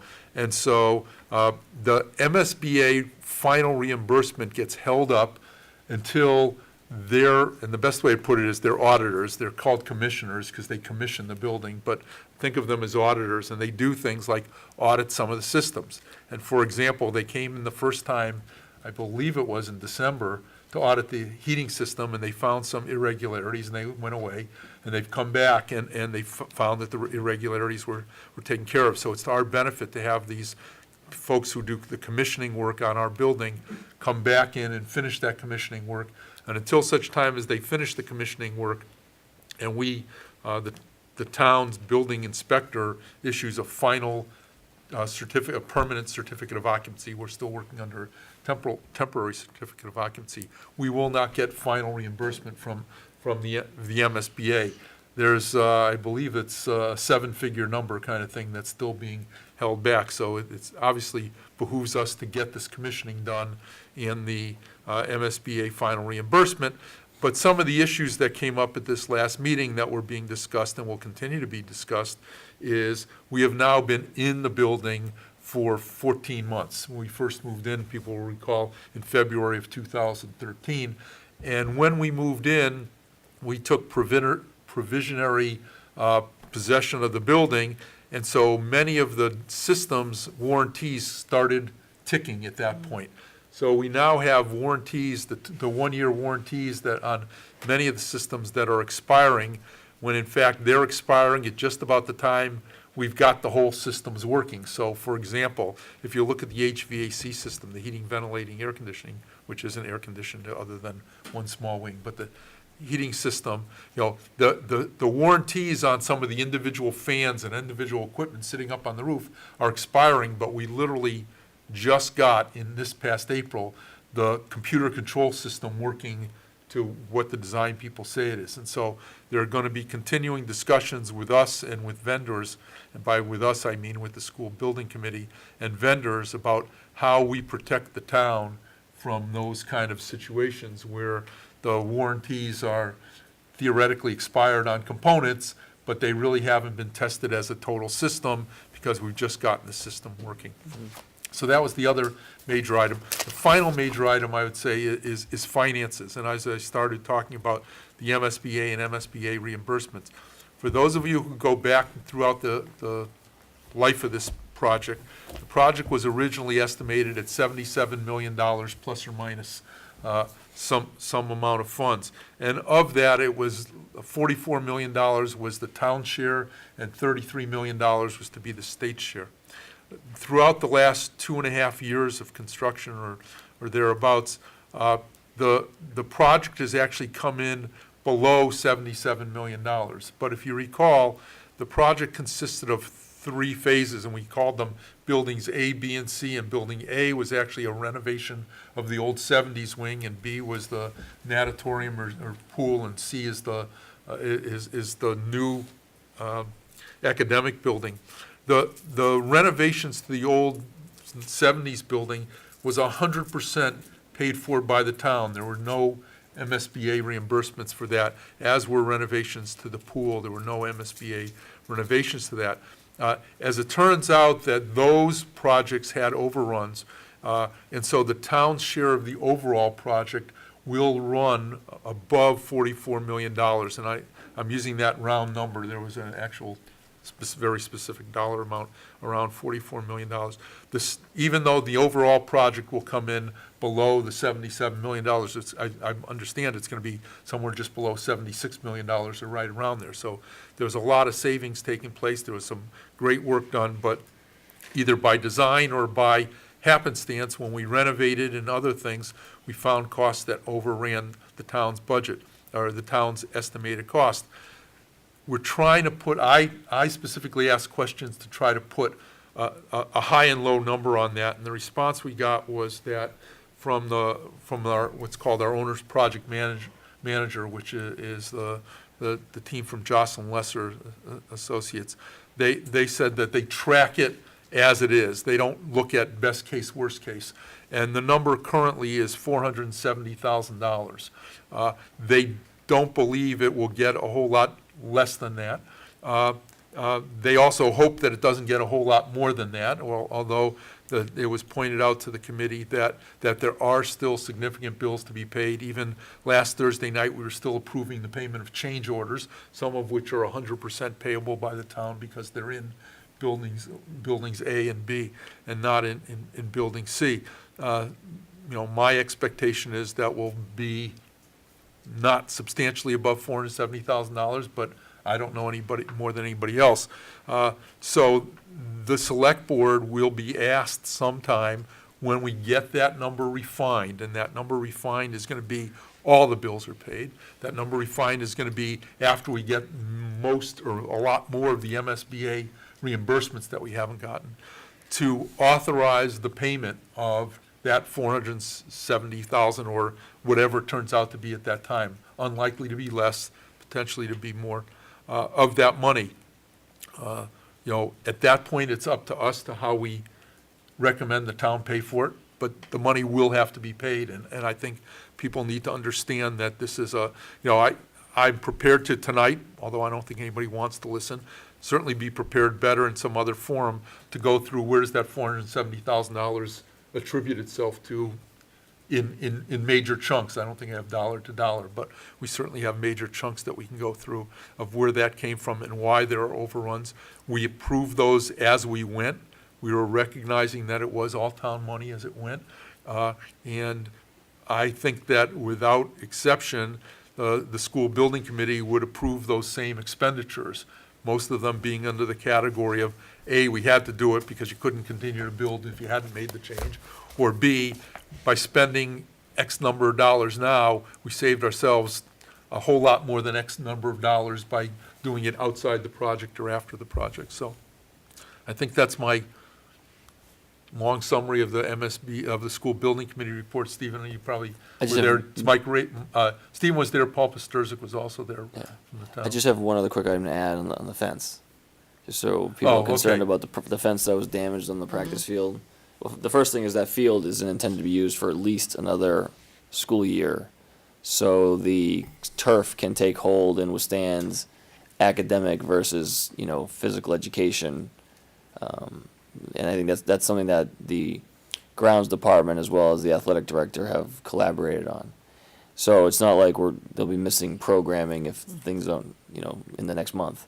But in terms of the fence repair, the issue is the insurance adjuster for the person who hit the fence has looked at it and is, we had estimates prepared, and anyone who's been in a situation where insurance is involved knows that, you have to get their adjustments estimate and kind of go through that process. So it really is not a lack of interest or action on our part, but just going through the insurance process. So the person who hit its insurance will cover the damages and not the taxpayers. Thank you. Any other? Yeah, I have one question.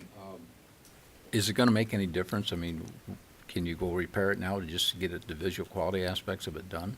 Or are you waiting on the insurance adjustment check? Well, you're at risk when when you do that. Yeah, I understand you are, but you're going to repair it anyway.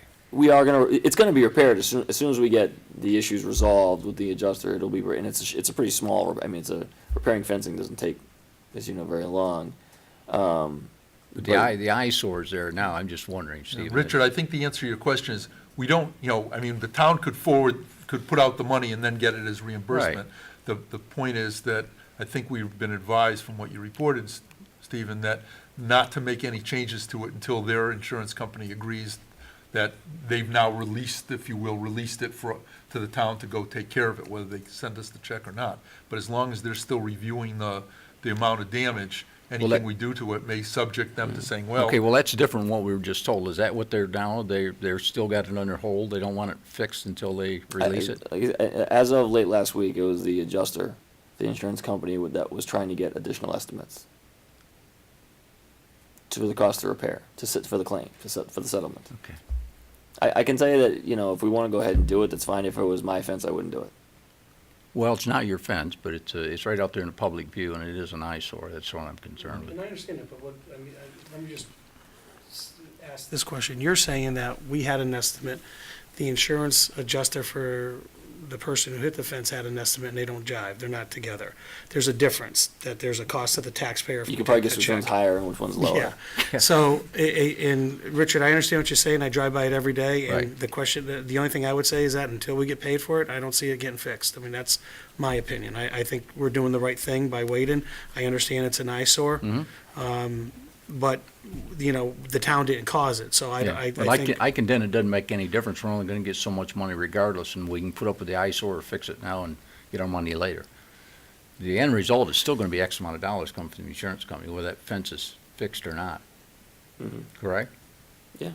Okay, and that was my only point, is why are we waiting if it's inevitable, what we're going to do anyway? There. Okay. Any other questions or comments? No? Well, Maureen, are we gonna, at some point, just have a discussion, not for tonight, about what the select board would like to do relative to the TVTA route system? We don't need to do it tonight. well, I but had it down Okay. for Fine. the 17th, and we're going to be doing a public notice, so Yeah, people okay, know. good. But before we finish, we can actually pick if we're going to need another meeting later this week in regards to, or before the town meeting. Do you want to do one next Monday? And even if Mike can't be there, we can go ahead and we'll schedule one for Monday. And probably not in this room because they've got the school committee, so we'll be at the police department. Fine.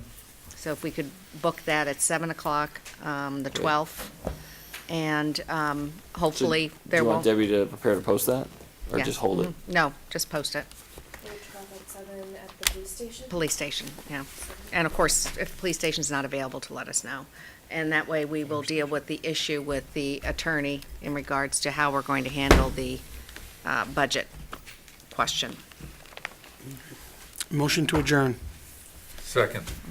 All those in favor? Aye. Aye.